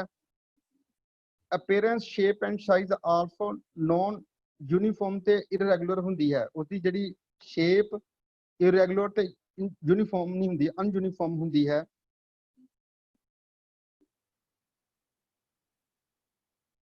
ਉਹਦੇ ਬਾਅਦ ਆਪਾਂ ਗੱਲ ਕਰਾਂਗੇ ਫੋਰਥ ਕਲਾਸ ਔਰ ਜੰਬਾ ਬ੍ਰਿਕ। ਉਹ ਇਰੈਗੂਲਰ ਹੁੰਦੀਆਂ ਹਨ, ਸ਼ੇਪ ਵੀ ਉਹਦੀ ਚੰਗੀ ਨਹੀਂ ਹੁੰਦੀ, ਡਾਰਕ ਇਨ ਕਲਰ ਹੁੰਦੀ ਹੈ ਡਿਊ ਟੂ ਓਵਰ ਬਰਨਿੰਗ, ਜ਼ਿਆਦਾ ਜਲਣ ਦੇ ਕਾਰਨ ਉਹਦੀ ਜਿਹੜੀ ਰੰਗ ਹੈ ਉਹ ਵੀ ਸਹੀ ਨਹੀਂ ਹੁੰਦਾ। ਲੋ ਇਨ ਪੋਰੋਸਿਟੀ, ਉਹਦੇ ਵਿੱਚ ਪੋਰ ਜਿਹੜੇ ਘੱਟ ਹੁੰਦੇ ਹਨ ਕਿਉਂਕਿ ਉਹ ਜ਼ਿਆਦਾ ਪਕਿਆਈ ਗਈ ਹੁੰਦੀ ਹੈ। ਠੀਕ ਹੈ, ਉਹਦੀ ਆਬਜ਼ਰਵੇਸ਼ਨ ਵੈਲਿਊ ਵੀ ਘੱਟ ਹੁੰਦੀ ਹੈ। Unfit for use in building construction because of irregular size, ਜਿਹੜਾ ਉਹਦਾ ਸਾਈਜ਼ ਹੁੰਦਾ ਹੈ ਉਹ ਇਰੈਗੂਲਰ ਸਾਈਜ਼ ਹੁੰਦਾ ਹੈ, ਕਿਤੋਂ ਉਹ ਪੂਰੇ ਸਾਈਜ਼ ਦੀ ਹੁੰਦੀ ਹੈ, ਕਿਤੋਂ ਘੱਟ ਚਾਹੇ ਕਿਤੋਂ ਵੱਧ ਹੋ ਜਾਂਦੀ ਹੈ। ਯੂਜ਼ ਇਨ ਬ੍ਰੋਕਨ ਫਾਰਮ, ਕਹਿੰਦਾ ਕਿ ਉਸ ਨੂੰ ਰੋੜੀ ਦੇ ਰੂਪ ਵਿੱਚ ਇਸਤੇਮਾਲ ਕੀਤਾ ਜਾਂਦਾ ਹੈ। ਯੂਜ਼ਡ ਐਟ ਐਗਰੀਗੇਟ ਦੇ ਰੂਪ ਵਿੱਚ ਇਸਤੇਮਾਲ ਕੀਤਾ ਜਾਂਦਾ ਹੈ। For concrete in foundation floor and road, ਕਹਿੰਦਾ ਉਸਦੇ ਫਾਊਂਡੇਸ਼ਨਾਂ ਜਿਸ ਤਰ੍ਹਾਂ ਫਲੋਰ ਦੀਆਂ ਅਤੇ ਰੋਡ ਦੀਆਂ ਬਣਾਈਆਂ ਜਾਂਦੀਆਂ ਹਨ ਉਸ ਦੇ ਵਿੱਚ ਇਸਤੇਮਾਲ ਕੀਤਾ ਜਾਂਦਾ ਹੈ। ਇਸ ਦੇ ਬਾਅਦ ਆਪਾਂ ਡਿਫਰੈਂਟ ਇੰਪੋਰਟੈਂਟ ਰਿਫਰੈਕਟਰੀ ਬ੍ਰਿਕਸ ਔਰ ਫਾਇਰ ਬ੍ਰਿਕਸ, ਇਹਦੇ ਬਾਅਦ ਆਪਾਂ ਇਸ ਤੇ ਆ ਜਾਾਂਗੇ। ਮੈਗਨੀਸ਼ੀਅਮ ਫਾਇਰ ਬ੍ਰਿਕਸ ਬੇਸਿਕ ਰਿਫਰੈਕਟਰੀਜ਼, ਇਹਦੇ ਵਿੱਚ ਜਿਹੜੀਆਂ ਆਪਾਂ ਰਿਫਰੈਕਟਰੀ ਬ੍ਰਿਕਸ ਕਹਿੰਦੇ ਹਾਂ ਜਿਸ ਦੀਆਂ ਉਹ ਚਿਮਨੀਆਂ ਵਗੈਰਾ ਬਣਦੀਆਂ ਹਨ, ਜਿੱਥੇ ਭੱਠੀਆਂ ਬਣਦੀਆਂ ਹਨ, ਉਸ ਦੇ ਵਿੱਚ ਜਿਹੜੀਆਂ ਇੱਟਾਂ ਇਸਤੇਮਾਲ ਕੀਤੀਆਂ ਜਾਂਦੀਆਂ ਹਨ ਉਸ ਨੂੰ ਰਿਫਰੈਕਟਰੀ ਬ੍ਰਿਕਸ ਕਹਿੰਦੇ ਹਨ। ਉਸ ਦੇ ਵਿੱਚ ਜਿਹੜੀ ਉਹਦੇ ਵਿੱਚ ਸਾਨੂੰ ਜ਼ਿਆਦਾ ਮਾਤਰਾ ਹੁੰਦੀ ਹੈ ਮੈਗਨੀਸ਼ੀਅਮ ਦੀ ਹੁੰਦੀ ਹੈ। ਉਹ 'ਚ ਰਾ ਮਟੀਰੀਅਲ ਮੈਗਨੀਸ਼ੀਅਮ 85% ਹੁੰਦਾ ਹੈ, ਕੈਲਸ਼ੀਅਮ ਆਕਸਾਈਡ 25% ਹੁੰਦਾ ਹੈ ਤੇ ਸਿਲਿਕਾ 5.5% ਹੁੰਦਾ ਹੈ। ਸੋਰਸਿਸ ਕੀ ਹਨ ਉਹਦੇ? ਰੌਕ ਡੋਲੋਮਾਈਟ, ਜਿਹੜਾ ਸੋਰਸ ਹੈ ਉਹਦਾ ਰੌਕ ਡੋਲੋਮਾਈਟ ਹੈ। ਪ੍ਰੋਪਰਟੀ ਹੈ ਉਹਦੀ thermal conductivity greater then that for the clay and silica fire brick, ਜਿਹੜੀ ਉਹਦੀ ਕੰਡਕਟਿਵਿਟੀ ਹੈ ਥਰਮਲ ਕੰਡਕਟਿਵਿਟੀ ਹੈ ਆਮ ਇੱਟ ਅਤੇ ਸਿਲਿਕਾ ਫਾਇਰ ਬ੍ਰਿਕ ਤੋਂ ਵੱਧ ਹੁੰਦੀ ਹੈ। High resistance to the action of basic slag and iron oxide start losing strength at temperature above 1500 degree centigrade, ਕਹਿੰਦਾ ਕਿ ਜਦੋਂ ਵੀ ਕਿਤੇ ਪੱਧਰ ਤੇ ਜਾ ਕੇ ਕਿਸੇ ਉਸ ਇੱਟ ਦੇ ਉੱਤੇ ਟੈਂਪਰੇਚਰ 1500 ਡਿਗਰੀ ਸੈਂਟੀਗ੍ਰੇਡ ਤੋਂ ਵੱਧ ਜਾਵੇਗਾ ਤਾਂ ਉਸ ਦੀਆਂ ਜਿਹੜੀਆਂ ਪ੍ਰੋਪਰਟੀਆਂ ਹੈ ਸਾਰੀਆਂ ਹੀ ਖਤਮ ਹੋ ਜਾਣਗੀਆਂ ਰਿਫਰੈਕਟਰੀ ਬ੍ਰਿਕਸ ਦੀਆਂ। ਇਸ ਦਾ ਇਸਤੇਮਾਲ ਕਿੱਥੇ ਹੁੰਦਾ ਹੈ? ਹਾਰਥ ਆਫ ਬੇਸਿਕ ਓਪਨ ਅਰਥ ਕੋਪਰ ਰਿਫਰੈਕਟਰੀ ਫਰਨਸ ਦੇ ਵਿੱਚ ਇਸਤੇਮਾਲ ਕੀਤਾ ਜਾਂਦਾ ਹੈ। ਇਲੈਕਟ੍ਰਿਕ ਆਰਕ ਦੇ ਵਿੱਚ ਇਸਤੇਮਾਲ ਕੀਤਾ ਜਾਂਦਾ ਹੈ। ਇੰਡਕਸ਼ਨ ਫਰਨਸ ਦੇ ਵਿੱਚ ਇਸ ਦਾ ਇਸਤੇਮਾਲ ਕੀਤਾ ਜਾਂਦਾ ਹੈ। ਇਸ ਤੋਂ ਬਾਅਦ ਚਲੋ ਇਹ ਸਾਰਾ ਕੁਝ ਬ੍ਰਿਕ ਦੇ ਬਾਰੇ ਤੇ ਆਪਾਂ ਸਾਰਾ ਕੁਝ ਕਰ ਲਿਆ। ਇਸ ਤੋਂ ਬਾਅਦ ਆਪਾਂ ਹੁਣ ਬ੍ਰਿਕ ਮੈਸਨਰੀ ਦੀ ਗੱਲ ਕਰਾਂਗੇ ਕਿ ਬ੍ਰਿਕ ਮੈਸਨਰੀ ਕੀ ਹੁੰਦੀ ਹੈ। Brick bonds are essential part of wall structure, ਕਹਿੰਦਾ ਕਿ ਜਿਹੜੇ ਬ੍ਰਿਕ ਦੇ ਬੌਂਡ ਹੁੰਦੇ ਹਨ ਜਦੋਂ ਆਪਾਂ ਚਣਾਈ ਕਰਦੇ ਹਾਂ ਉਹਨਾਂ ਦੀ ਇਹਦੇ ਵਿੱਚ ਬਹੁਤ ਹੀ ਜ਼ਿਆਦਾ ਮਹੱਤਤਾ ਹੁੰਦੀ ਹੈ। Brick is a standard size weight bearing building unit, ਕਹਿੰਦਾ ਬ੍ਰਿਕ ਜਿਹੜੀ ਹੈ ਉਹ ਸਟੈਂਡਰਡ ਸਾਈਜ਼ ਦੀ ਹੁੰਦੀ ਹੈ, ਵੇਟ ਬੇਅਰਿੰਗ ਹੁੰਦੀ ਹੈ, ਇੱਕ ਬਿਲਡਿੰਗ ਦੇ ਯੂਨਿਟ ਨੂੰ ਖੜੇ ਕਰਨ ਦੇ ਵਿੱਚ ਬਹੁਤ ਹੀ ਅਸਰਦਾਰ ਸਾਬਿਤ ਹੁੰਦੀ ਹੈ। Several brick are laid together in stacks, ਕਹਿੰਦਾ ਕਿ ਕਈ ਤਰ੍ਹਾਂ ਕਿੰਨੀਆਂ ਹੀ ਬ੍ਰਿਕਾਂ ਨੂੰ ਖੜਾ ਕਰਕੇ ਇੱਕ ਸਟੈਕ ਬਣਾਇਆ ਜਾਂਦਾ ਹੈ। ਠੀਕ ਹੈ ਜੀ। Mortar paste is placed on top of the each to form a firm bond, ਕਹਿੰਦਾ ਕਿ ਜਦੋਂ ਵੀ ਆਪਾਂ ਕੋਈ ਵੀ ਬਿਲਡਿੰਗ ਦਾ ਕੰਮ ਕਰਨਾ ਹੈ ਉੱਤੇ ਚਣਾਈ ਕਰਨੀ ਹੈ ਸਾਰਿਆਂ ਨਾਲੋਂ ਪਹਿਲਾਂ ਆਪਾਂ ਬ੍ਰਿਕ ਲਾਉਣੀ ਹੈ, ਉਹਦੇ ਉੱਤੇ ਆਪਾਂ ਜਿਹੜੀ ਪੇਸਟ ਲਾਣੇ ਹਾਂ ਮਸਾਲੇ ਅਤੇ ਸੀਮਟ ਅਤੇ ਰੇਤੇ ਦੀ, ਉਸ ਨੂੰ ਆਪਾਂ ਉਹ ਫਿਰ ਇੱਕ ਉਹਦੇ ਨਾਲ ਇੱਕ ਮਿਕ ਹੋ ਕੇ ਇੱਕ ਬੌਂਡ ਬਣਾਉਂਦੀ ਹੈ। ਐਂਡ ਲੇ ਟੂ ਫਾਰਮ ਦਾ ਸਟਰਕਚਰ, ਉਹ ਇੱਕ ਸਟਰਕਚਰ ਬਣਾਉਂਦੀ ਹੈ। They are different way in which brick are term as bond, ਉਹ ਸਾਰੀਆਂ ਹੀ ਕਿਰਿਆਵਾਂ ਨੂੰ ਆਪਾਂ ਇੱਕ ਬੌਂਡ ਦਾ ਰੂਪ ਦਿੰਦੇ ਹਾਂ। ਇਹ ਸਾਰੀ ਪ੍ਰਕਿਰਿਆ ਹੈ ਜਦੋਂ ਆਪਾਂ ਚਣਾਈ ਸ਼ੁਰੂ ਕਰਦੇ ਹਾਂ। ਆਪਾਂ ਦੇਖੀਏ ਕਿ ਇੱਟ ਲੱਗੀ ਹੈ, ਇੱਟ ਦੇ ਉੱਤੇ ਮਸਾਲਾ ਲੱਗਾ ਹੈ, ਉਹ ਸਾਰੀ ਹੀ ਪ੍ਰਕਿਰਿਆ ਫਿਰ ਉਹਦੇ ਉੱਤੇ ਇੱਟ ਲੱਗੀ ਹੈ। ਇਸ ਸਾਰੀ ਪ੍ਰਕਿਰਿਆ ਨੂੰ ਇੱਕ ਹੋਮੋਜੀਨੀਅਸ ਸਟਰਕਚਰ ਦੇਣ ਦੇ ਵਿੱਚ ਬਹੁਤ ਹੀ ਅਹਿਮ ਰੋਲ ਅਦਾ ਕੀਤਾ ਜਾਂਦਾ ਹੈ। What is brick masonry? ਆਪਾਂ ਹੁਣ ਗੱਲ ਕਰਾਂਗੇ ਕਿ ਬ੍ਰਿਕ ਮੈਸਨਰੀ ਹੁੰਦੀ ਕੀ ਹੈ, ਇਸ ਨੂੰ ਆਪਾਂ ਬ੍ਰਿਕ ਮੈਸਨਰੀ ਕਿਉਂ ਕਹਿੰਦੇ ਹਾਂ। Brick masonry, brick is a building unit, ਕਹਿੰਦਾ ਬ੍ਰਿਕ ਇੱਕ ਹੈਗਾ ਬਿਲਡਿੰਗ ਦਾ ਯੂਨਿਟ ਹੈਗਾ which is in the form of rectangular block. ਉਹ ਇੱਕ block rectangular block ਦੇ ਵਿੱਚ ਹੁੰਦਾ ਹੈ, in which length or to breadth ratio is to what higher be different। ਕਹਿੰਦਾ ਕਿ ਉਹ length breadth ਦੇ ਰੂਪ ਵਿੱਚ ਕੰਮ ਕਰਦਾ ਹੈ। ਮੈਸਨਰੀ ਕਿਹਨੂੰ ਕਹਿੰਦੇ ਹਨ? Construction of building unit bonded together with mortar. ਕਹਿੰਦਾ ਕਿ ਇੱਟਾਂ ਦੇ ਜਦੋਂ ਆਪਾਂ ਰਦਿਆਂ ਨੂੰ ਇੱਕ ਦੂਜੇ ਦੇ ਉੱਤੇ ਲਾਉਂਦੇ ਹਾਂ ਵਿਦ ਦਾ ਹੈਲਪ ਆਫ ਮੋਰਟਰ ਆਪਾਂ ਪਹਿਲਾਂ ਵੀ ਡਿਸਕਸ ਕਰ ਚੁੱਕੇ ਹਾਂ ਕਿ ਸੀਮੈਂਟ ਤੇ ਰੇਤੇ ਦੇ ਘੋਲ ਤੇ ਪਾਣੀ ਨੂੰ ਮਿਲਾ ਕੇ ਜਿਹੜੀ ਪੇਸਟ ਬਣਦੀ ਹੈ ਉਸ ਨੂੰ ਮੋਰਟਰ ਕਹਿੰਦੇ ਹਾਂ। ਬ੍ਰਿਕ ਮੈਸਨਰੀ ਦਾ art of laying brick in mortar in a proper systematic manner. ਕਹਿੰਦਾ ਕਿ ਜਿਹੜੀਆਂ ਆਪਾਂ ਇੱਟਾਂ ਨੂੰ ਸਿਸਟਮੈਟਿਕ ਮੈਨਰ ਨਾਲ ਮਸਾਲੇ ਦੇ ਹੈਲਪ ਨਾਲ ਲਗਾਇਆ ਜਾਂਦਾ ਹੈ। ਗਿਵ ਹੋਮੋਜੀਨੀਅਸ ਸਟਰਕਚਰ ਮਾਸ। ਕਹਿੰਦਾ ਕਿ ਇੱਕ ਹੋਮੋਜੀਨੀਅਸ ਮਾਸ ਬਣਾਇਆ ਜਾਂਦਾ ਹੈ ਵਿਚ ਕੈਨ ਬੀ ਵਿਦਸਟੈਂਡ ਫੋਰਸਿਸ ਵਿਦਆਊਟ ਡਿਸਇੰਟੀਗ੍ਰੇਸ਼ਨ। ਮਤਲਬ ਉਹ ਕਿਸੇ ਵੀ ਰੂਪ ਵਿੱਚ ਖਿਲਰਦਾ ਨਹੀਂ ਹੈਗਾ, ਇੱਕ ਹੋਮੋਜੀਨੀਅਸ ਸਟਰਕਚਰ ਦੇ ਰੂਪ ਵਿੱਚ ਕੰਮ ਰਹਿੰਦਾ ਹੈ, ਕਾਲਡ ਬ੍ਰਿਕ ਮੈਸਨਰੀ। ਅੱਗੇ ਬ੍ਰਿਕ ਮੈਸਨਰੀ ਫਾਇਰ ਰੈਜ਼ਿਸਟੈਂਸ ਹੁੰਦੀ ਹੈ। ਫਾਇਰ ਰੈਜ਼ਿਸਟੈਂਸ ਮਤਲਬ ਕਿ ਅੱਗ ਲੱਗ ਜਾਵੇ ਤੇ ਉਸ ਚਿਨਾਈ ਨੂੰ ਕੋਈ ਵੀ ਅਸਰ ਨਹੀਂ ਹੁੰਦਾ। ਸਾਈਜ਼ ਯੂਨੀਫਾਰਮ ਹੋਣਾ ਚਾਹੀਦਾ। ਡਿਊਰੇਬਿਲਟੀ ਆਪਾਂ 100 ਨੂੰ ਕਹਿੰਦੇ ਹਾਂ।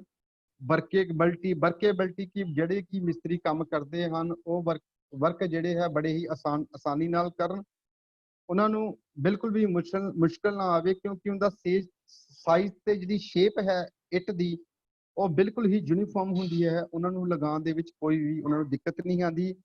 ਫਿਰ ਐਂਡ ਵਿੱਚ ਆਪਾਂ ਗੱਲ ਕਰਾਂਗੇ ਇਕਨੋਮਿਕਲ ਆਪਾਂ ਉਸ ਨੂੰ ਕਹਿੰਦੇ ਹਾਂ ਕਿ ਸਾਰਾ ਹੀ ਜਿਹੜਾ ਵੀ ਆਪਾਂ ਕੋਈ ਵੀ ਯੂਨਿਟ ਬਣਾਉਣਾ ਹੈ, ਕੋਈ ਵੀ ਘਰ ਬਣਾਉਣਾ ਹੈ, ਕੋਈ ਵੀ ਸਟਰਕਚਰ ਬਣਾਉਣਾ ਹੈ, ਅਸੀਂ ਸਾਨੂੰ ਪਹਿਲਾਂ ਉਸਦੀ ਇਕਨੋਮਿਕਲ ਦੇਖਦੇ ਹਾਂ ਕਿ ਸਾਡਾ ਕੰਮ ਜਿਹੜਾ ਹੈ ਸਸਤਾ ਤੇ ਵਧੀਆ ਹੋਵੇ।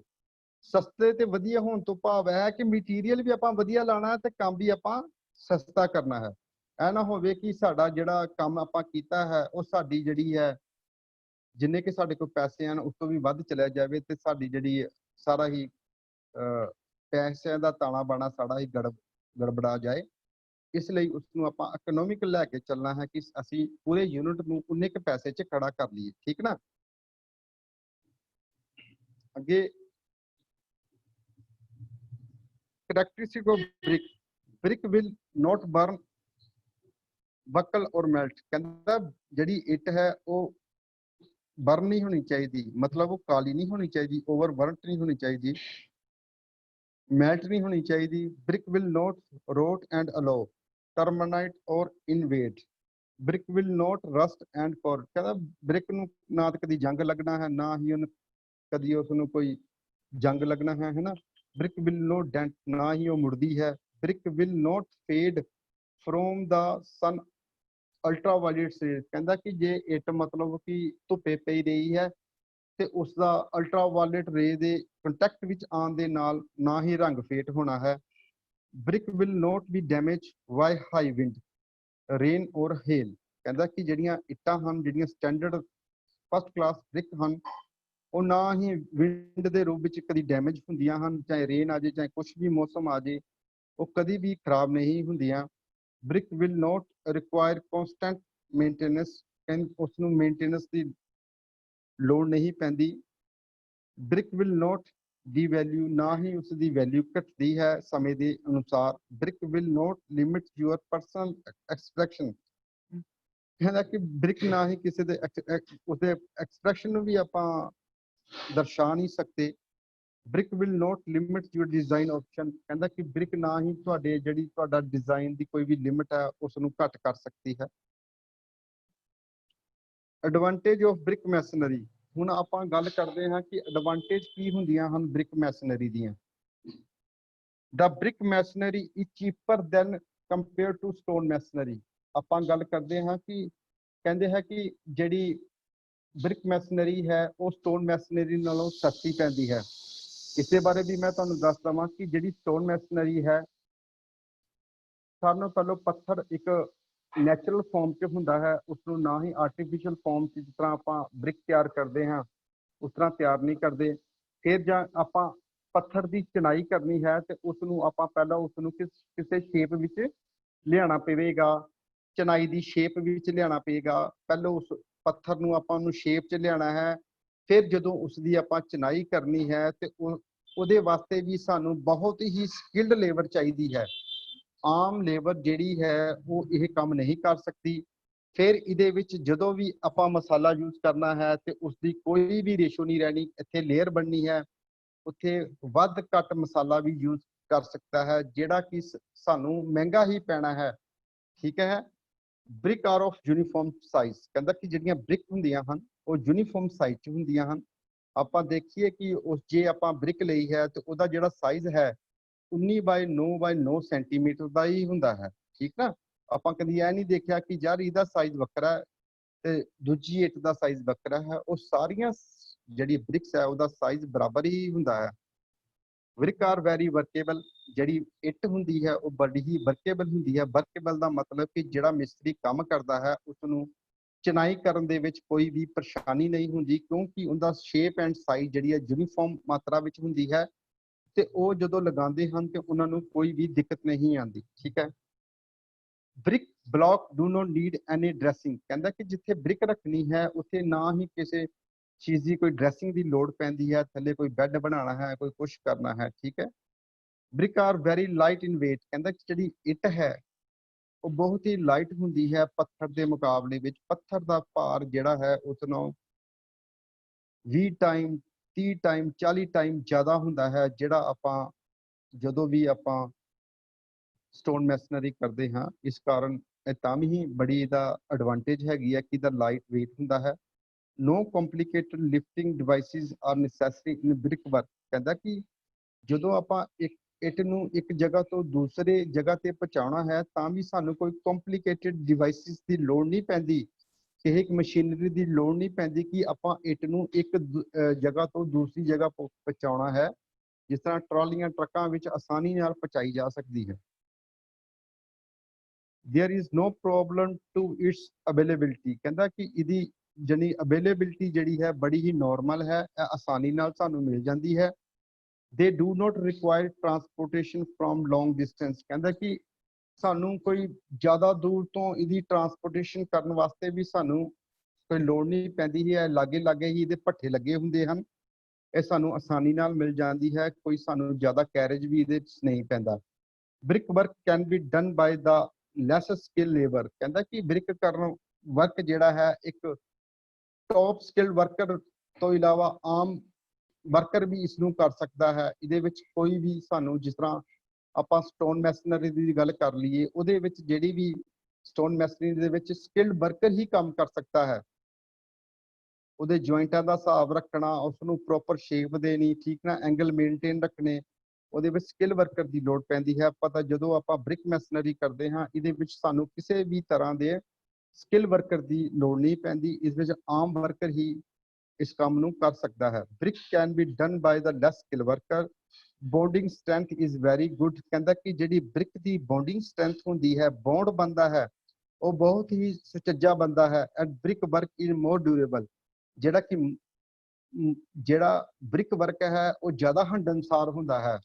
ਦੂਜੀ ਗੱਲ ਮੈਂ ਕਰਦਾ ਵਾਂ ਕਿ ਜਦੋਂ ਵੀ ਆਪਾਂ ਚਿਨਾਈ ਕਰਨੇ ਹਾਂ, ਇੱਕ ਬ੍ਰਿਕ ਦੇ ਵਿੱਚ ਬੜਾ ਹੀ ਇੰਪੋਰਟੈਂਟ ਰੋਲ ਫਰੋਗ ਦਾ ਹੁੰਦਾ ਹੈ, ਉਸ ਨੂੰ ਮੈਂ ਡਿਸਕਸ ਨਹੀਂ ਕਰ ਸਕਿਆ।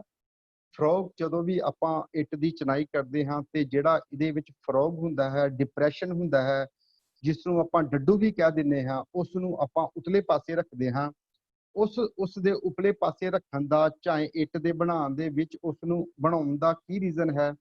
ਸਭ ਨਾਲੋਂ ਵੱਡਾ ਰੀਜ਼ਨ ਉਹਦੇ ਵਿੱਚ ਇਹੀ ਹੈਗਾ ਕਿ ਉਹ ਜਦੋਂ ਆਪਾਂ ਇੱਕ ਰਦਾ ਲਾਇਆ ਹੈ ਉਸ ਦੇ ਉੱਤੇ ਦੂਜਾ ਰਦਾ ਲਾਣਾ ਹੈ, ਤੇ ਉਹ ਜਦੋਂ ਦੂਜਾ ਰਦਾ ਲਾਣਾ ਹੈ ਤੇ ਉਸ ਫਰੋਗ ਨੇ ਦੂਜੇ ਰਦੇ ਦੇ ਨਾਲ ਬੌਂਡ ਬਣਾਉਣ ਦੇ ਵਿੱਚ ਪੂਰੀ ਮਦਦ ਕਰਨੀ ਹੈ। ਕਿਉਂਕਿ ਮਸਾਲਾ ਜਦੋਂ ਆਪਾਂ ਫਰੋਗ ਦੇ ਵਿੱਚ ਪਾਵਾਂਗੇ ਤੇ ਦੂਜੀ ਇੱਟ ਜਦੋਂ ਨਾਲ ਜੁੜੇਗੀ ਤੇ ਦੋਨਾਂ ਦਾ ਇੱਕ ਪ੍ਰੋਪਰ ਬੌਂਡ ਬਣੇਗਾ, ਜਿਸ ਨੂੰ ਆਪਾਂ ਡਿਪਰੈਸ਼ਨ ਕਹਿੰਦੇ ਹਾਂ, ਡੱਡੂ ਕਹਿੰਦੇ ਹਾਂ, ਫਰੋਗ ਕਹਿੰਦੇ ਹਾਂ। ਇਹ ਵੀ ਇੱਕ ਬਹੁਤ ਹੀ ਇੰਪੋਰਟੈਂਟ ਟਰਮਸ ਹੈਗੀ ਇੱਟ ਦੇ ਵਿੱਚ, ਫਰੋਗ ਦਾ ਕੀ ਫੰਕਸ਼ਨ ਹੁੰਦਾ ਹੈ। ਠੀਕ ਹੈ ਜੀ।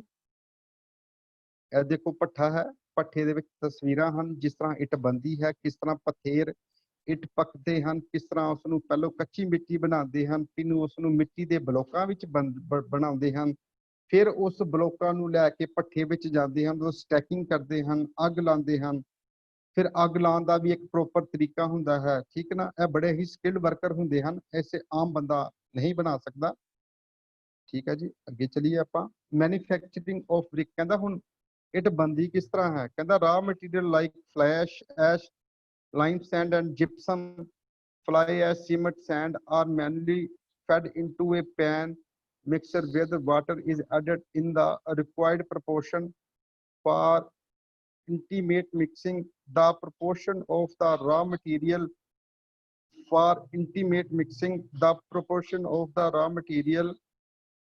is generally in the ratio 60 ਤੋਂ 80 if fly ash। ਅੱਛਾ, ਇਸ ਦੇ ਵਿੱਚ ਜਿਹੜੀ ਇੱਟ ਬਣਦੀ ਹੈ ਉਸ ਦੇ ਵਿੱਚ ਸਾਨੂੰ ਜ਼ਿਆਦਾ ਜਿਹੜੀ ਕਲੇ ਦਾ ਰੋਲ ਹੁੰਦਾ ਹੈ 60 ਤੋਂ 80% ਹੁੰਦੀ ਹੈ, ਜਿਹੜੀ ਰਾਖ ਪੈਂਦੀ ਹੈ 20 ਤੋਂ 25% ਪੈਂਦੀ ਹੈ, 8 ਤੋਂ 10% ਸੀਮਟ ਮੰਨ ਕੇ ਚੱਲ ਸਕਦੇ ਹਾਂ ਆਪਾਂ ਪੈ ਸਕਦਾ ਹੈ। ਵੱਖ-ਵੱਖ ਤਰ੍ਹਾਂ ਦੀਆਂ ਇੱਟਾਂ ਵਿੱਚ ਵੱਖ-ਵੱਖ ਤਰ੍ਹਾਂ ਦੇ ਮਟੀਰੀਅਲ ਯੂਜ਼ ਕੀਤੇ ਜਾਂਦੇ ਹਨ, ਜਿਸ ਤਰ੍ਹਾਂ ਅੱਜ ਕੱਲ੍ਹ ਦੇਖੀਏ ਆਪਾਂ ਸੀਮਟ ਬ੍ਰਿਕ ਵੀ ਚਲਦੀਆਂ ਹਨ, ਹੋਲੋ ਬ੍ਰਿਕ ਵੀ ਚਲਦੀਆਂ ਹਨ। ਹੋਲੋ ਬ੍ਰਿਕ ਜਿਹੜੀਆਂ ਹੁੰਦੀਆਂ ਹਨ ਉਹਦਾ ਸ਼ਿਕੰਜਾ ਬਾਹਰੋਂ ਬਾਹਰ ਹੁੰਦਾ ਹੈ, ਅੰਦਰੋਂ ਉਹ ਬਿਲਕੁਲ ਹੀ ਖਾਲੀ ਹੁੰਦੀਆਂ ਹਨ, ਠੀਕ ਹੈ ਜੀ। ਅੱਗੇ ਆਪਾਂ ਚਲਾਂਗੇ types of brick masonry. Brick ਮੈਸਨਰੀ ਕਿੰਨੇ ਟਾਈਪ ਦੀ ਹੁੰਦੀ ਹੈ। ਬ੍ਰਿਕ ਵਰਕ ਇਨ ਮੱਡ ਕਹਿੰਦਾ ਕਿ ਜਿਹੜੀ ਗਾਰੇ ਦੇ ਵਿੱਚ ਚਨਾਈ ਹੁੰਦੀ ਹੈ। ਬ੍ਰਿਕ ਵਰਕ ਇਨ ਸੀਮਟ ਕਹਿੰਦਾ ਕਿ ਜਿਹੜਾ ਸੀਮਟ ਨਾਲ ਚਨਾਈ ਹੁੰਦੀ ਹੈ। ਮੱਡ ਤੇ ਸੀਮਟ ਨਾਲ ਹੀ ਚਨਾਈ ਹੁੰਦੀ ਹੈ। ਚਾਹੇ ਅੱਜ ਤੋਂ ਪਹਿਲਾਂ ਆਪਾਂ ਚੱਲ ਜਾਈਏ ਤੇ ਚੂਨੇ ਨਾਲ ਵੀ ਚਨਾਈ ਹੁੰਦੀ ਸੀ, ਜਦੋਂ ਅਵੇਲੇਬਿਲਿਟੀ ਆਫ ਦਾ ਸੀਮਟ ਘੱਟ ਹੁੰਦੀ ਸੀ ਉਦੋਂ ਚੂਨੇ ਨਾਲ ਹੀ ਚਨਾਈ ਹੁੰਦੀ ਸੀ। ਤੇ ਜਿਹੜਾ ਸੀਮਟ ਬਣਦਾ ਹੈ ਅੱਜ ਕੱਲ੍ਹ ਉਹਦੇ ਵਿੱਚ ਵੀ 60 ਤੋਂ 65% ਚੂਨਾ ਹੀ ਹੁੰਦਾ ਹੈ, ਇੱਕ ਬਾਈਂਡਿੰਗ ਮਟੀਰੀਅਲ ਦਾ ਕੰਮ ਕਰਦਾ ਹੈ, ਠੀਕ ਹੈ ਜੀ। ਅੱਗੇ ਬ੍ਰਿਕ ਵਰਕ ਇਨ ਮੱਡ ਕਹਿੰਦਾ brick work in mud mean ਗਾਰੇ ਨਾਲ ਜਿਹੜੀ ਚਨਾਈ ਹੁੰਦੀ ਹੈ। The mud is used to fill up the joint ਕਹਿੰਦਾ ਕਿ ਜਿਹੜਾ ਗਾਰਾ ਬ੍ਰਿਕ ਵਰਕ ਇਨ ਮੱਡ ਵਿੱਚ ਯੂਜ਼ ਕੀਤਾ ਜਾਂਦਾ ਹੈ ਉਹ ਕੀ ਕੀਤਾ ਜਾਂਦਾ ਹੈ ਕਿ ਉਹ ਜੁਆਇੰਟਾਂ ਨੂੰ ਭਰਨ ਦੇ ਕੰਮ ਆਉਂਦਾ ਹੈ। Thickness of the mortar joint 12 mm ਕਹਿੰਦਾ ਕਿ ਜਿਹੜਾ ਮੱਡ ਜੁਆਇੰਟ ਦੇ ਵਿੱਚ ਜਿਹੜੀ ਥਿਕਨੈਸ ਹੁੰਦੀ ਹੈ ਉਹ 12 mm ਹੁੰਦੀ ਹੈ। ਇਹ ਸਸਤਾ ਪੈਂਦਾ ਹੈ, ਚੀਪੈਸਟ। ਇਹ ਮਤਲਬ ਇਹਦੇ ਵਿੱਚ ਮਿੱਟੀ ਪੁੱਟੀ ਇੱਟਾਂ ਲਿਆਂਦੀਆਂ, ਗੋਤੀ ਬਣਾਈ ਤੇ ਇਸ ਦੀ ਆਪਾਂ ਚਣਾਈ ਕਰ ਦਿੱਤੀ। ਇਹਦੇ ਵਿੱਚ ਸਾਨੂੰ ਕੋਈ ਬਾਹਰੋਂ ਮਟੀਰੀਅਲ ਨਹੀਂ ਲੈਣਾ ਪਿਆ, ਸੀਮਟ ਨਹੀਂ ਲੈਣਾ ਪਿਆ, ਰੇਤ ਨਹੀਂ ਲੈਣੀ ਪਈ, ਠੀਕ ਨਾ। ਇਹ ਬਹੁਤ ਹੀ ਸਸਤਾ ਹੁੰਦਾ ਹੈ। ਮੈਕਸਿਮਮ ਹਾਈਟ ਜਿਹੜੀ ਹੈ ਉਹ ਗਾਰੇ ਦੀ ਚਨਾਈ ਦੀ ਉਹ 4 ਮੀਟਰ ਹੀ ਹੋ ਸਕਦੀ ਹੈ, ਠੀਕ ਹੈ ਜੀ। ਅੱਗੇ ਆਪਾਂ ਚਲੀਏ। ਬ੍ਰਿਕ ਵਰਕ ਇਨ ਸੀਮਟ ਕਹਿੰਦਾ ਕਿ brick work in cement first class ਕਹਿੰਦਾ cement of lime mortar is used ਕਹਿੰਦਾ ਸੀਮਟ ਆਫ ਲਾਈਨ ਮੋਟਰ ਕਹਿੰਦਾ ਕਿ ਜਿਹਦੇ ਵਿੱਚ ਲਾਈਨ ਮੋਟਰ ਯੂਜ਼ ਕੀਤਾ ਜਾਂਦਾ ਹੈ। The surface and edges of brick are sharp ਜਿਹੜੀਆਂ ਇੱਟਾਂ ਉਹਦੇ ਵਿੱਚ ਯੂਜ਼ ਕੀਤੀਆਂ ਜਾਂਦੀਆਂ ਹੁਣ ਉਹਦੇ ਐਜਸ ਬੜੇ ਸ਼ਾਰਪ ਹੋਣੇ ਚਾਹੀਦੇ ਤੇ ਰੈਗੂਲਰ ਹੋਣੀ ਚਾਹੀਦੀ ਹੈ। Thickness of the mortar joint does not exceed 10 mm ਕਹਿੰਦਾ ਕਿ ਜਿਹੜਾ ਉਹਦੇ ਵਿੱਚ ਜੁਆਇੰਟ ਆਪਾਂ ਯੂਜ਼ ਕਰਦੇ ਹਾਂ ਉਹ 10 mm ਤੋਂ ਵੱਧ ਨਹੀਂ ਹੋਣਾ ਚਾਹੀਦਾ ਫਸਟ ਕਲਾਸ ਬ੍ਰਿਕ ਵਿੱਚ। ਸੈਕੰਡ ਕਲਾਸ ਬ੍ਰਿਕ 'ਚ ਆਪਾਂ ਚੱਲਦੇ ਹਾਂ। Ground moulded brick are used ਕਹਿੰਦਾ ਗਰਾਊਂਡ ਮੋਲਡਡ ਬ੍ਰਿਕ ਯੂਜ਼ ਕੀਤੀਆਂ ਜਾਂਦੀਆਂ ਹਨ। Brick are rough and shape in slightly irregular ਇਹਦੇ ਵਿੱਚ ਜਿਹੜੀ ਸ਼ੇਪ ਹੁੰਦੀ ਹੈ ਬ੍ਰਿਕ ਦੀ ਥੋੜੀ ਇਰੈਗੂਲਰ ਹੁੰਦੀ ਹੈ, ਚਾਹੇ ਤੇ ਉਹ ਜ਼ਿਆਦਾ ਪੱਕ ਜਾਂਦੀਆਂ ਹਨ, ਘੱਟ ਪੱਕ ਜਾਂਦੀਆਂ ਹਨ। ਇਹਦੇ ਰੰਗ ਵਿੱਚ ਵੀ ਫਰਕ ਹੁੰਦਾ ਹੈ। ਇਹਦਾ ਪੂਰਾ ਹੀ ਰੰਗ ਜਿਹੜਾ ਤਾਂਬੇ ਰੰਗਾ ਨਹੀਂ ਹੁੰਦਾ। ਇਹਦੀ ਜਿਹੜਾ ਪਾਣੀ ਸੋਕਣ ਦੀ ਮਾਤਰਾ ਹੈ ਉਹ 25% ਵੱਧ ਤੋਂ ਵੱਧ ਹੋ ਸਕਦੀ ਹੈ, 25% ਤੇ ਲਾਗੇ ਛਾਗੇ ਪੁੱਜ ਜਾਂਦੀ ਹੈ। ਤਾਂ thickness of motor joint is 12 mm ਕਹਿੰਦਾ ਜਿਹੜਾ ਮੋਟਰ ਦਾ ਜੁਆਇੰਟ ਹੈ ਉਹ 12 mm ਦਾ ਹੋਣਾ ਚਾਹੀਦਾ ਹੈ। ਫਸਟ ਕਲਾਸ ਬ੍ਰਿਕ ਜਿਹੜਾ 10 mm ਦਾ ਸੀ, ਹੁਣ ਸੈਕੰਡ ਕਲਾਸ ਬ੍ਰਿਕ 12 mm ਦਾ ਹੁੰਦਾ ਹੈ। ਅੱਗੇ ਆਪਾਂ ਗੱਲ ਕਰਾਂਗੇ ਥਰਡ ਕਲਾਸ ਬ੍ਰਿਕ ਦੀ। ਬ੍ਰਿਕ ਆਰ ਨੋਟ ਹਾਰਡ ਕਹਿੰਦਾ ਕਿ ਇਹਦੇ ਬ੍ਰਿਕ ਜਿਹੜੀਆਂ ਹਨ ਬੜੀਆਂ ਹਾਰਡ ਨਹੀਂ ਹੁੰਦੀਆਂ। ਤੁਸੀਂ ਦੇਖੋ ਇੱਟ ਨਾਲ ਇੱਟ ਜਦੋਂ ਆਪਾਂ ਖੜਕਾਵਾਂਗੇ ਤੇ ਉਹ ਟੁੱਟ ਜਾਵੇਗੀ। ਇਸ ਨੂੰ ਆਪਾਂ ਥਰਡ ਕਲਾਸ ਬ੍ਰਿਕ ਕਹਿੰਦੇ ਹਾਂ। ਇਹਦੇ ਉੱਤੇ ਜਦੋਂ ਆਪਾਂ ਹੱਥ ਰਗੜਾਂਗੇ ਤੇ ਸਾਡੇ ਹੱਥ ਦੇ ਨਾਲ ਵੀ ਇੱਟ ਦਾ ਜਿਹੜਾ ਜਿਹਨੂੰ ਆਪਾਂ ਸਲਰੀ ਕਹਿੰਦੇ ਹਾਂ ਉਹ ਸਾਡੇ ਹੱਥ ਨਾਲ ਚਮਕੇਗੀ, ਸਾਡਾ ਹੱਥ ਰੰਗਿਆ ਜਾਵੇਗਾ ਤੇ ਇੱਟ ਦਾ ਜਿਹੜਾ ਰੰਗ ਹੈ ਉਹ ਵੀ ਹੋਰ ਤਰ੍ਹਾਂ ਦਾ ਹੋਵੇਗਾ, ਕੱਚਾ ਜਿਹਾ ਰੰਗ ਹੁੰਦਾ ਹੈ, ਠੀਕ ਹੈ। ਜਿਹੜੀ ਸਰਫੇਸ ਇਹਦੀ ਹੈਗੀ ਹੈ ਉਹ ਵੀ ਕੋਈ ਚੰਗੀ ਨਹੀਂ ਹੁੰਦੀ, ਇਰੈਗੂਲਰ ਸਰਫੇਸ ਹੁੰਦੀ ਹੈ। ਇਹਦੇ ਐਜਿਸ ਵੀ ਸ਼ਾਰਪ ਨਹੀਂ ਹੋਣੇ, ਕਿਤੇ ਜ਼ਿਆਦਾ ਹੋਏਗਾ ਕਿਤੇ ਘੱਟ ਹੋਏਗਾ। ਯੂਜ਼ ਫॉर ਟੈਂਪਰੇਰੀ ਸਟਰਕਚਰ, ਇਹ ਜਿਹੜੀਆਂ ਇੱਟਾਂ ਹਨ ਉਹ ਟੈਂਪਰੇਰੀ ਸਟਰਕਚਰ ਦੇ ਵਿੱਚ ਯੂਜ਼ ਕੀਤੀਆਂ ਜਾਂਦੀਆਂ ਹਨ। Use in place wear rainfall is not heavy, ਕਹਿੰਦਾ ਇਹ ਜਿਹੜੀਆਂ ਇੱਟਾਂ ਹਨ ਉੱਥੇ ਯੂਜ਼ ਕੀਤੀਆਂ ਜਾਂਦੀਆਂ ਹਨ ਜਿੱਥੇ ਬਾਰਿਸ਼ ਜ਼ਿਆਦਾ ਨਹੀਂ ਹੁੰਦੀ, ਘੱਟ ਹੁੰਦੀ ਹੈ।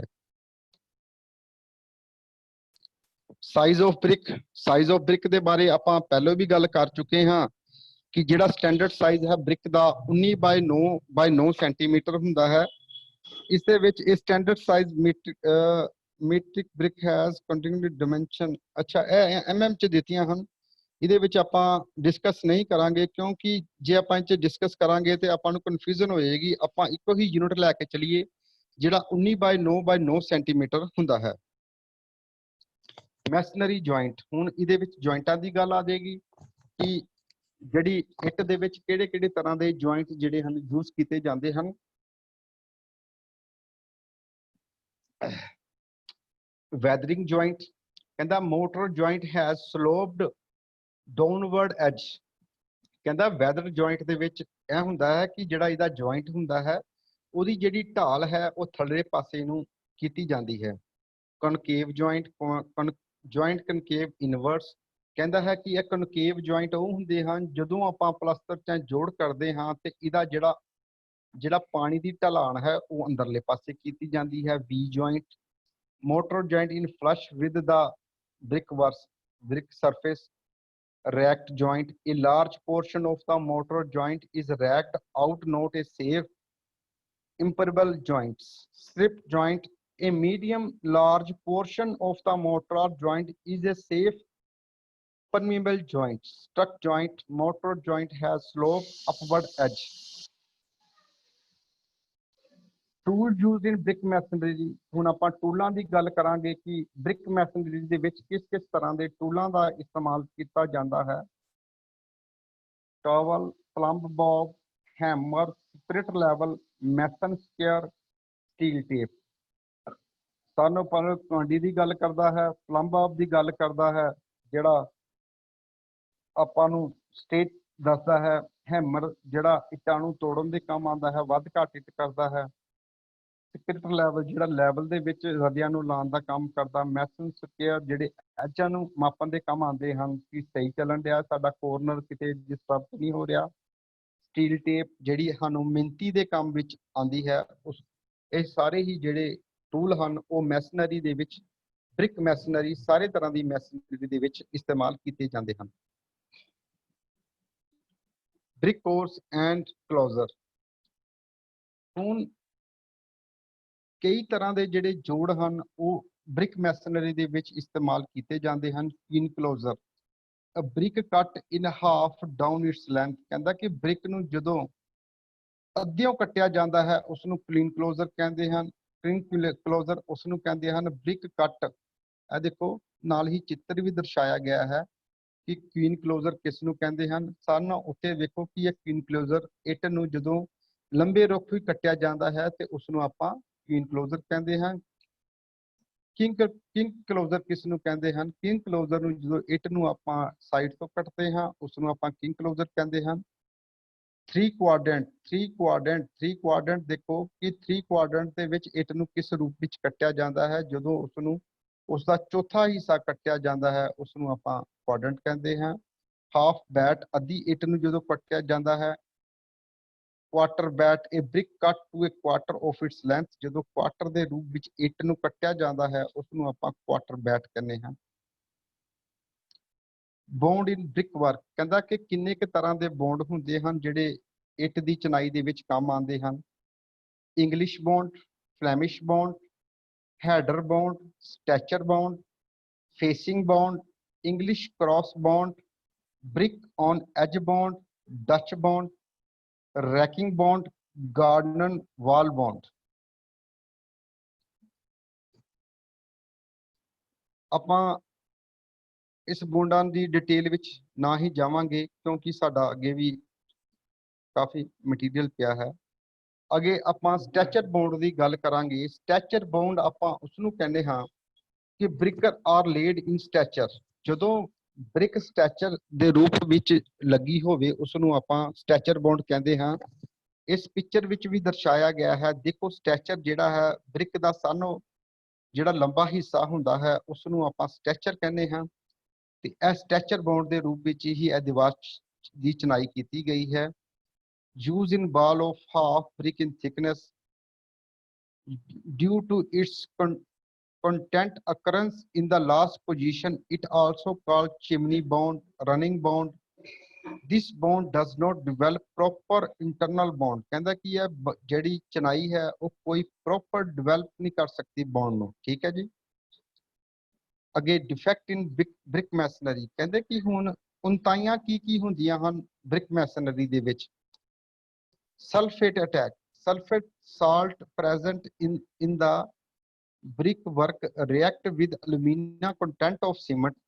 It occur in boundary wall. ਕਹਿੰਦਾ ਕਿ ਜਿਹੜਾ ਅਲਮੀਨਾ ਦਾ ਕੰਟੈਂਟ ਹੁੰਦਾ ਸੀਮੈਂਟ ਦੇ ਵਿੱਚ ਤੇ ਸਲਫੇਟ ਹੁੰਦੀ ਹੈ ਇੱਕ ਦੇ ਵਿੱਚ, ਜਦੋਂ ਦੋਨੋਂ ਹੀ ਆਪਸ ਚ ਮਿਲਦੇ ਹਨ, ਜਦੋਂ ਚਰਾਈ ਹੁੰਦੀ ਹੈ ਤਾਂ ਉਹਦੇ ਵਿੱਚ ਕੀ ਹੁੰਦਾ ਹੈ ਕਿ ਐਫਲੋਰੋਸੈਂਸ ਹੁੰਦੀ ਹੈ, ਜਿਹੜੀ ਬਾਹਰ ਸਾਨੂੰ ਚਿੱਟਾ ਚਿੱਟਾ ਜਿਹਾ ਸੀਮੈਂਟ ਦੇ ਰੂਪ ਵਿੱਚ ਜਦੋਂ ਹੱਥ ਮਾਰੀਏ ਨਿਕਲਦਾ ਹੈ, ਉਹਨੂੰ ਆਪਾਂ ਫਲੋਰੋਸੈਂਸ ਕਹਿੰਦੇ ਹਾਂ, ਕਲਰ ਕਹਿੰਦੇ ਹਾਂ, ਉਹ ਨਿਕਲਦਾ ਹੈ। crystallization of salt from brick occur in masonry made out of brick which contain excessive soluble salt. This phenomena is also as efflorescence. ਇਸ ਨੂੰ ਵੀ ਆਪਾਂ ਇੱਕ ਕਲਰ ਦਾ ਰੂਪ ਹੀ ਕਹਿੰਦੇ ਹਾਂ, ਜਿਹੜਾ ਕਿ ਅੱਜ ਕੱਲ੍ਹ ਦੀਆਂ ਚਨਾਈਆਂ ਦੇ ਵਿੱਚ ਆਮ ਹੀ ਦੇਖਿਆ ਜਾਂਦਾ ਹੈ ਬਿਲਡਿੰਗ ਦੇ ਵਿੱਚ। ਇਹ ਇੱਕ ਬਹੁਤ ਵੱਡੀ ਪ੍ਰੋਬਲਮ ਹੈ ਸਾਡੀ ਇੰਜੀਨੀਅਰਿੰਗ ਦੇ ਵਿੱਚ ਕਿ ਜਿਹੜਾ ਕਲਰ ਹੈ ਉਸਨੇ ਲੋਕਾਂ ਨੂੰ ਬਹੁਤ ਹੀ ਪਰੇਸ਼ਾਨ ਕੀਤਾ ਜਾਂਦਾ ਹੈ। ਜਿਹੜਾ ਇਸ ਦਾ ਹੱਲ ਹੈ ਹਜੇ ਤੱਕ ਨਹੀਂ ਮਿਲਿਆ। ਬੜੇ ਕੈਮੀਕਲ ਲੋਕਾਂ ਨੇ ਕਰ ਲਏ, ਬੜਾ ਕੁਝ ਕਰ ਲਿਆ। ਹੁਣ ਲੋਕ ਕੀ ਕਰਦੇ ਹਨ ਇਸ ਦੇ ਬਚਾਅ ਦੇ ਲਈ ਕਿ 4-4 5-5 ਫੁੱਟ ਜਿਹੜੇ ਅੱਜ ਕੱਲ ਸੀਮੈਂਟ ਬਲੌਕ ਆਉਂਦੇ ਹਨ ਉਸ ਦੀ ਚਨਾਈ ਕਰਾਉਂਦੇ ਹਨ ਕਿ ਜਦੋਂ ਸੀਮੈਂਟ ਬਲੌਕ ਦੀ ਚਨਾਈ ਹੁੰਦੀ ਹੈ ਤੇ ਇਹ ਪ੍ਰੋਬਲਮ ਜਿਹੜੀ ਹੈ ਕੁਝ ਹੱਦ ਤੱਕ ਇਹ ਸੋਲਵ ਹੋ ਜਾਂਦੀ ਹੈ। ਇਹ ਵੀ ਇੱਕ ਕਾਰਨ ਹੈਗਾ। ਠੀਕ ਹੈ ਜੀ। ਅੱਗੇ ਆਪਾਂ ਚਲਾਂਗੇ next quality of good brick ਕਿ ਗੁੱਡ ਬ੍ਰਿਕ ਦੇ ਵਿੱਚ ਕਿਹੜੀਆਂ ਕੁਆਲਿਟੀਆਂ ਹੁੰਦੀਆਂ ਹਨ। ਕਹਿੰਦਾ brick should be uniform in shape and size, ਉਹਦਾ ਸਾਈਜ਼ ਸ਼ੇਪ ਵਧੀਆ ਹੋਣਾ ਚਾਹੀਦਾ ਹੈ। Brick should be clear metallic rings, ਜਦੋਂ ਆਪਾਂ ਇੱਟ ਨੂੰ ਇੱਟ ਨਾਲ ਖੜਕਾਈਏ ਤੇ ਉਹਦੇ ਵਿੱਚ ਜਿਹੜੀ ਬੈਲ ਹੈ ਰਿੰਗਿੰਗ ਬੈਲ ਆਣੀ ਚਾਹੀਦੀ ਹੈ, ਉਹ ਇੱਕ ਵਧੀਆ ਇੱਟ ਦੀ ਕੁਆਲਿਟੀ ਹੁੰਦੀ ਹੈ। Brick should low bright homogeneous and free from voids. ਕਹਿੰਦਾ ਕਿ ਜਿਹੜੀ ਬ੍ਰਿਕ ਹੈ ਉਹ ਹੋਮੋਜੀਨੀਅਸ ਹੋਣੀ ਚਾਹੀਦੀ ਹੈ, ਸਾਰੇ ਪਾਸੇ ਉਹਦਾ ਕਲਰ ਸ਼ੇਪ ਸਾਈਜ਼ ਸਭ ਕੁਝ ਬਰਾਬਰ ਹੋਣਾ ਚਾਹੀਦਾ ਹੈ। ਉਹ ਦੇਖਣ ਵਿੱਚ ਸੋਹਣੀ ਲੱਗਣੀ ਚਾਹੀਦੀ ਹੈ। ਜਦੋਂ ਆਪਾਂ ਉਸ ਨੂੰ ਖੜਕਾਈਏ ਤੇ ਉਹ ਇੱਕ ਰਿੰਗਿੰਗ ਸਾਊਂਡ ਵੈਲ ਦੀ ਆਵਾਜ਼ ਪੇਸ਼ ਕਰੇ, ਉਸ ਨੂੰ ਆਪਾਂ ਚੰਗੀ ਇੱਟ ਕਹਾਂਗੇ। Brick should B well burned, ਉਹ ਚੰਗੀ ਤਰ੍ਹਾਂ ਪਕਾਈ ਹੋਣੀ ਚਾਹੀਦੀ ਹੈ ਤੇ ਚੰਗੀ ਸ਼ੇਪ ਵਿੱਚ ਹੋਣੀ ਚਾਹੀਦੀ ਹੈ। ਕਹਿੰਦਾ brick should be sufficiently hard, none impression should be there. ਕਹਿੰਦਾ ਕਿ ਉਹ ਚੰਗੀ ਹਾਰਡ ਹੋਣੀ ਚਾਹੀਦੀ ਹੈ, ਉਹਦੇ ਵਿੱਚ ਕੋਈ ਵੀ ਅਵਾਇਡਸ ਪ੍ਰੈਜ਼ੈਂਟ ਨਹੀਂ ਹੋਣੇ ਚਾਹੀਦੇ। The brick should not break when it dropped from a height of 1 meter. ਕਹਿੰਦਾ ਕਿ ਜਿਹੜੀ ਚੰਗੀ ਇੱਟ ਦੀ ਜਿਹੜੀ ਪਹਿਚਾਨ ਹੈ ਉਸ ਨੂੰ ਆਪਾਂ ਜਦੋਂ 1 ਮੀਟਰ ਤੋਂ ਉੱਤੋਂ ਸੁੱਟਾਂਗੇ ਤੇ ਉਹ ਟੁੱਟਣੀ ਨਹੀਂ ਚਾਹੀਦੀ। ਉਸ ਚੰਗੀ ਇੱਟ ਦੀ ਇਹ ਵੀ ਪਛਾਣ ਹੁੰਦੀ ਹੈ। ਕਹਿੰਦਾ brick should not absorb water more than 20%। ਕਹਿੰਦਾ ਚੰਗੀ ਇੱਟ ਦੀ ਇਹ ਵੀ ਪਛਾਣ ਹੈ ਕਿ 20% ਤੋਂ ਵੱਧ ਪਾਣੀ ਨਾ ਚੂਸੇ ਜਦੋਂ ਆਪਾਂ ਉਸ ਨੂੰ ਪਾਣੀ ਵਿੱਚ ਡੁਬੋਈਏ। ਜੇ ਉਹਦਾ 3 ਕਿਲੋ ਭਾਰ ਹੈ ਤੇ ਮਤਲਬ ਉਹਦਾ 20% ਤੋਂ ਵੱਧ ਭਾਰ ਨਹੀਂ ਵਧਣਾ ਚਾਹੀਦਾ। ਠੀਕ ਹੈ ਨਾ। ਤੇ ਇਸ ਲਈ ਉਸ ਨੂੰ ਆਪਾਂ ਚੰਗੀ ਇੱਟ ਕਹਾਂਗੇ। The brick should not show any deposit of white salt when allowed to dry in shade. ਕਹਿੰਦਾ ਕਿ ਉਹਦੇ ਉੱਤੇ ਜਦੋਂ ਵੀ ਆਪਾਂ ਪਾਣੀ ਲੱਗਿਆ ਉਸ ਇੱਟ ਨੂੰ ਪਾਣੀ ਲਾਇਆ ਹੈ ਥੋੜੀ ਦੇਰ ਛੱਡ ਦਿੱਤਾ ਹੈ ਤੇ ਇਹ ਨਾ ਹੋਵੇ ਕਿ ਇੱਟ ਜਦੋਂ ਆਪਾਂ ਵੇਖੀਏ ਤੇ ਉਹਦੇ ਉੱਤੇ ਕੋਈ ਚਿੱਟੀ ਲੇਅਰ ਨਾ ਜੰਮੀ ਹੋਵੇ।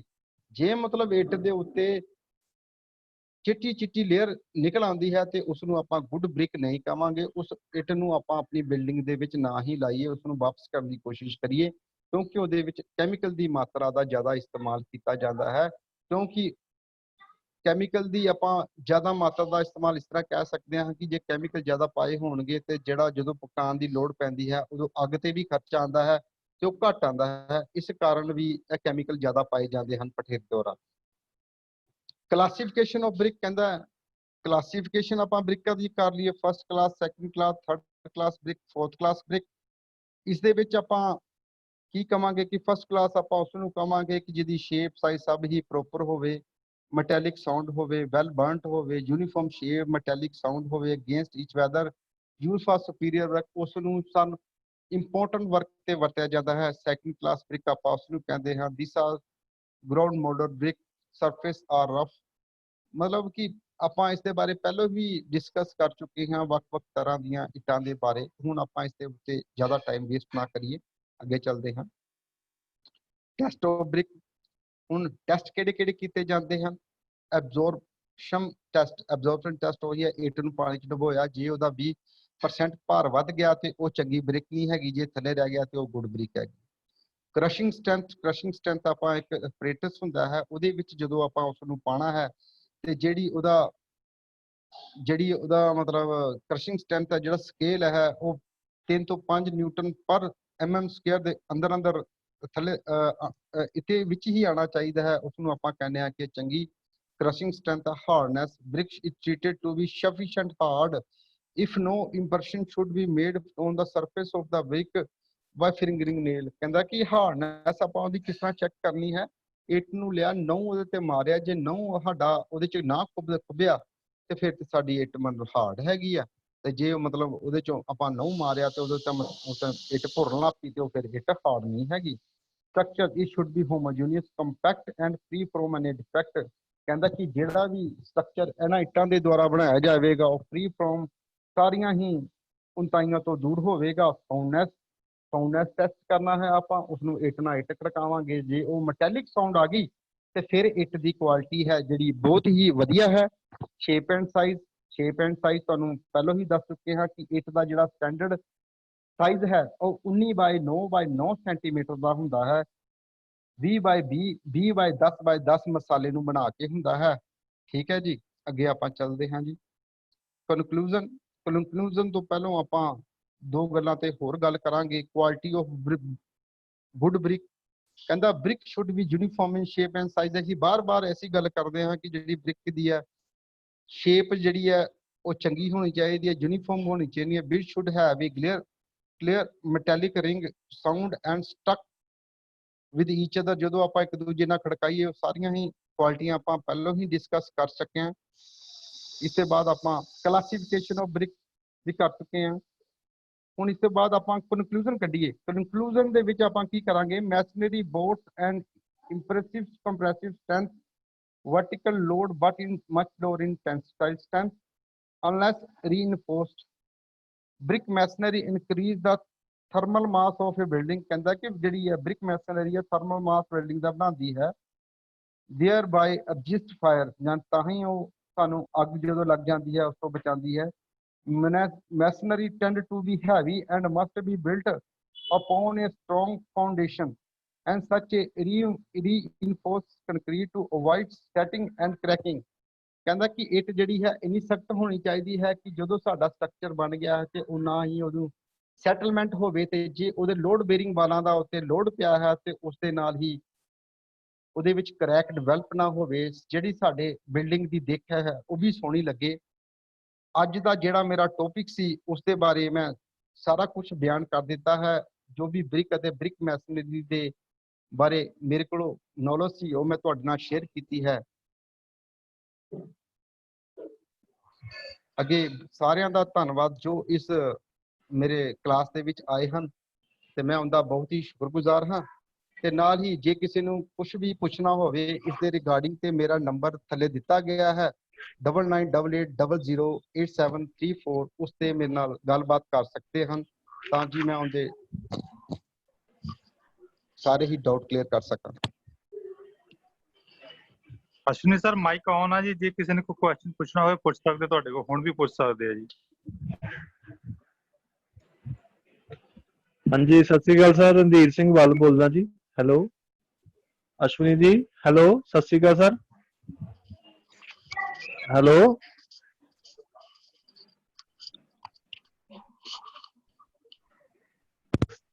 ਰਣਧੀਰ ਜੀ, ਮੈਨੂੰ ਲੱਗਦਾ ਉਹ ਜਲਦੀ ਚਲੇ ਗਏ, ਉਹਨਾਂ ਨੂੰ ਜਲਦੀ ਸੀ ਥੋੜੀ ਚਲੇ ਗਏ ਉਹ। ਅੱਛਾ, ਚਲੋ ਪਾਰਟਿਸਿਪੇਟ ਹੈਗੇ ਨੇ, ਤੇ ਮੈਂ ਇੱਕ ਚੀਜ਼ ਐਡ ਕਰਨੀ ਚਾਹੁੰਦਾ ਵੀ ਬਹੁਤ ਵਧੀਆ ਇਹਨਾਂ ਲੈਕਚਰ ਦਿੱਤਾ। ਸੋ ਇੱਕ ਗੱਲ ਇਹਨਾਂ ਨੇ ਕਹੀ, ਐਲਫਲੋਰੈਂਸ ਜਿਹੜੀ ਆ ਕਲਰ ਆ, ਵਾਕਿਆ ਬੜੀ ਪ੍ਰੋਬਲਮ ਹੈਗੀ ਆ, ਇਹਦਾ ਹੱਲ ਬੜਾ ਮੁਸ਼ਕਲ ਆ। ਮੋਸਟਲੀ ਇਹ ਮਤਲਬ ਕੀ ਹੈਗਾ ਵਾ ਵੀ ਪਹਿਲਾਂ ਜਿਹੜੀਆਂ ਇੱਟਾਂ ਵਾ, ਇੱਟਾਂ ਦੇ ਜਿਹੜੇ ਵਿੱਚ ਕੰਸਟੀਚੈਂਟ ਹੈਗੇ ਨੇ, ਜੋ ਉਹਦੇ ਚ ਅੰਸ਼ ਨੇ, ਉਹਦੇ ਵਿੱਚ ਜਦੋਂ ਲੂਣ ਵੱਧ ਹੋ ਗਿਆ, ਜਾਂ ਕਈ ਵਾਰੀ ਜਦੋਂ ਆਪਾਂ ਕੰਸਟਰਕਸ਼ਨ ਕਰਦੇ ਆ ਤੇ ਉਹਦੇ ਵਿੱਚ ਜਿੱਦਾਂ ਪਾਣੀ ਆ, ਜੇ ਅਸੀਂ ਪਾਣੀ ਅੱਛੀ ਤਰ੍ਹਾਂ ਨਹੀਂ ਪਾਇਆ, ਮਤਲਬ ਜਿਹੜਾ ਪਾਣੀ ਪੋਰਟੇਬਲ ਆ, ਪੀਣ ਯੋਗ ਪਾਣੀ ਆ, ਉਹ ਪਾਣੀ ਇਹਦੇ ਵਿੱਚ ਆਪਾਂ ਉਹਦੇ ਮਸਾਲੇ ਦੇ ਵਿੱਚ ਜਦੋਂ ਆਪਾਂ ਤਿਆਰ ਕਰਨਾ ਵਾ, ਜਾਂ ਗਾਰਾ ਜਾਂ ਮਸਾਲਾ ਜਿਹੜਾ ਵਾ ਆਪਣਾ ਸੀਮੈਂਟ ਮੋਟਰ, ਤੇ ਉਹ ਜੇ ਨਹੀਂ ਪਾਉਂਦੇ ਤੇ ਅੱਜ ਕੱਲ ਕੀ ਆ ਵੀ ਗੰਦਾ ਪਾਣੀ ਵੀ ਜਿਹੜਾ ਜਿੱਦਾਂ ਉਹ ਮਤਲਬ ਕੰਸਟਰਕਸ਼ਨਾਂ ਦੇ ਵਿੱਚ ਯੂਜ਼ ਕੀਤਾ ਜਾਂਦਾ, ਉਹ ਜਿਹੜੇ ਉਹਦੇ ਚ ਸਾਲਟ ਹੁੰਦੇ ਆ, ਉਹ ਫਿਰ ਜਦੋਂ ਮਤਲਬ ਵੈਪੋਰੇਸ਼ਨ ਹੁੰਦਾ ਵਾ ਤੇ ਉਹ ਫਿਰ ਤਦ ਕਰਕੇ ਕਲਰ ਜਿਹੜਾ ਨਜ਼ਰ ਆਉਂਦਾ ਵਾ। ਇੱਕ ਇਹ ਵੀ ਇੱਕ ਕਾਰਨ ਆ। ਸੋ ਬਹੁਤ ਵਧੀਆ ਇਹਨਾਂ ਦਾ ਲੈਕਚਰ ਸੀਗਾ ਤੇ ਬਹੁਤ ਵਧੀਆ ਲੱਗਾ ਜੀ। Thank you sir, Paramjit sir. Thank you sir, thank you Bal Sahib, thank you Prince Bharti ji, thank you Rajneesh sir, thank you very much ji, thank you ਸਾਰਿਆਂ ਦਾ ਧੰਨਵਾਦ ਜੀ, thank you very much. Okay ji, ਧੰਨਵਾਦ ਸਰ, ਧੰਨਵਾਦ।